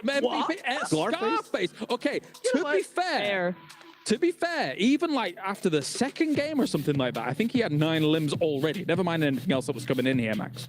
Actually, wait, does he have to be from the from the top team of the day? Not necessarily. Why are you asking these questions, Max? Existential crisis. Yeah, I don't know. exactly. Yeah, you're having a problem now. 14 eliminations on the day. Scarface, when you look at Fireflux, you look at that Solus, you're looking at Ketch, right? Very experienced players, but Scarface right out From the Sandhawk. Here, going on to Sandhawk, actually very controlling against the duo here from Falcons, able to claim that chicken dinner. So Scarface making a name for himself here, right out of the Turkish players. Scarface and Fireflux kind of set the pace, right? Throughout since the beginning at Sandhawk, they kind of just followed that same gameplay, being able to just be passive and strike when they needed to, let the other teams fight too. Honestly, I think if they would have played a little bit different on that Erangel when they ended up getting third party, when they were just so focused on Kinotrope and Alpha 7, then we might have had a team that ended up with 3 wins. Any final thoughts on that, Namatura? I think he's right. Well, I know I say that a lot, but these guys know what they're talking about. But no, I do agree. I think Regnum could have played a couple of those games Fireflux could have played those just a little bit better. There's a couple of games where it's like, oh, maybe that wasn't the play. But stop laughing at me. But I do think that, yeah, we've seen a very strong performance and not one we necessarily expected from them. Seeing the group stage, how they performed there, it was a very different team. So to have them be at the top of the leaderboards day one with actually a really good performance under their belt is really nice to see. Yeah, Seven's laughing. I mean, they were not existing in group stage. Yeah, they weren't. They were in group stage. It was tough. It was tough. All right, let's move on then as well and see who's able to take our honor domination here for this one. And it will, of course, have the tripler limbs. And this is understandable why Scarface may take that #1 spot. But he was also followed up by Ketch as well here, Max. So again, it was really Fireflux wall to wall. Yeah, I'm waiting for Solus to be showing up next, maybe tomorrow. But then there's been 2 players of Fireflux. Al-Haji from Power. If you're going to have a play from Power, it is going to be Al-Haji, followed up by Nofe from Hora and Koa 77 from the side of Falcons. It also is a very steady player here going into it. I'm happy to see No Fear there from Hora Esports. Yeah. Remember, Sleepy during group stages, he was the one that was able to get an MVP. It's good to see now another player starting to step up, and I feel like this might be a bit of a turn here going into tomorrow for Hora Esports. It is quite interesting to not see Sky instead of Nofe, because normally Sky is like the MVP contender, always on the side of horror out of Nepal in general. So I'm very, very happy to see Nofe actually step up ever since PMSL CSA. We did see him fight a little bit earlier on. Maybe it could have been that they adjusted their playing style. We've seen teams being able to do that in the past too, from group stages to now. I think that might be the case. We'll just have to verify with Sky. Maybe. All right, well, that is our teams obviously performing extremely well here for our survival stage to get things rolling. I mean, hopefully we see the fight back from some of the bigger names like Alpha. I think that really is the topic that's on a lot of people's lips here, Neptura, because it would be rough to lose our current defending title holders here in Riyadh at PMWC. If I'm looking at Seven, he looks very sad. Bad for him. But losing them would be a bit devastating in the survival stage. It really would. I think we would lose something as well, though, because they've been a part of every final, every global final for so long. They're always part of the conversation all the time. Yeah. We would lose something by having them not be there for one of those events, for one of the finals. And so it would be weird, I think, and maybe even weird to a lot of the teams, you know, having to try and adjust to having this powerhouse, this aggressive team who splits all over the place and does what they want, basically, not there at all. It's kind of like, wait, where are they? What do we do now? It'll be difficult. Max, you were unboxing whilst all of this was going on. Did you get anything? I got some vouchers. I got the James Yang T-shirt. The James Yang T-shirt. Only for 30 days though. Not You mean the winner chicken dinner one? Yes, very cool. I want that. James Yang, please. I would like to get it. And also a cool dance, a group dance, which are new. We can be dancing in the lobby. We can test it out tonight. Yeah. Nice. Awesome. All right, well, let's talk about it, of course, because you guys at home can get involved as well with the PUBG Mobile Airdrop Carnival, because it's now live here this weekend from August the 1st to the 3rd. Log in and summon surprise airdrops and collect the 2025 airdrop vouchers to enterprise draws for official merchandise, smartphones, speedy partner awards, permanent in-games items, and more. Every participant is guaranteed to win. Additionally, jump in the game right now to vote for your favorite airdrop partner. Don't vote Max. You might even score some awesome surprise gifts from them. Don't miss this year's Airdrop Carnival. And you could unlock some surprises, Neptura. That's pretty awesome. I would love a surprise. Yeah? I always like surprises. Yes, Fantastic. please. I'm going to do that after show. I'm going to go in right now. We need a surprise for Neptura for tomorrow. What do you think, Max? Uh-oh. No eyebrow. I have to find the idea. It's got to do with dropping chocolate cake on people. Don't worry. We don't talk about I don't like surprises now. You dropped chocolate cake on Veracity. Do not ask Veracity. It did not happen. Okay. There is no. Is there video? No, there is video. There is video proof. Oh, there is video proof. It's coming to an Instagram near you very soon. We'll yeah. All right. I do like cake a lot, though. He loves cake. It's his favorite thing. All right. Well, thank you very much, guys. We've had too much fun here throughout the day. We are done here at the desk. I believe we can head on down towards the stage now as well and check in with good old Barney. Thank you very much, Sevens Worlds Gaming. Thank you very much, Neptura. Thank you very much, Maxman. I would get all your thoughts, but it would take about 10 minutes before we actually finish this up. There's so much to talk about from the survival stage. I have been Kalaris, your desk host here for day number 1 of the survival stage. We can now head down to the stage with good old Barney to wrap up day number 1. Fireflux had an impressive day today, and so of course I'm chatting here with Scarface. What a brilliant day. You opened it up with a chicken dinner as well, which was great to see. I kind of want to know how that motivated you guys going forward. Did that impact your strategies for the rest of the day?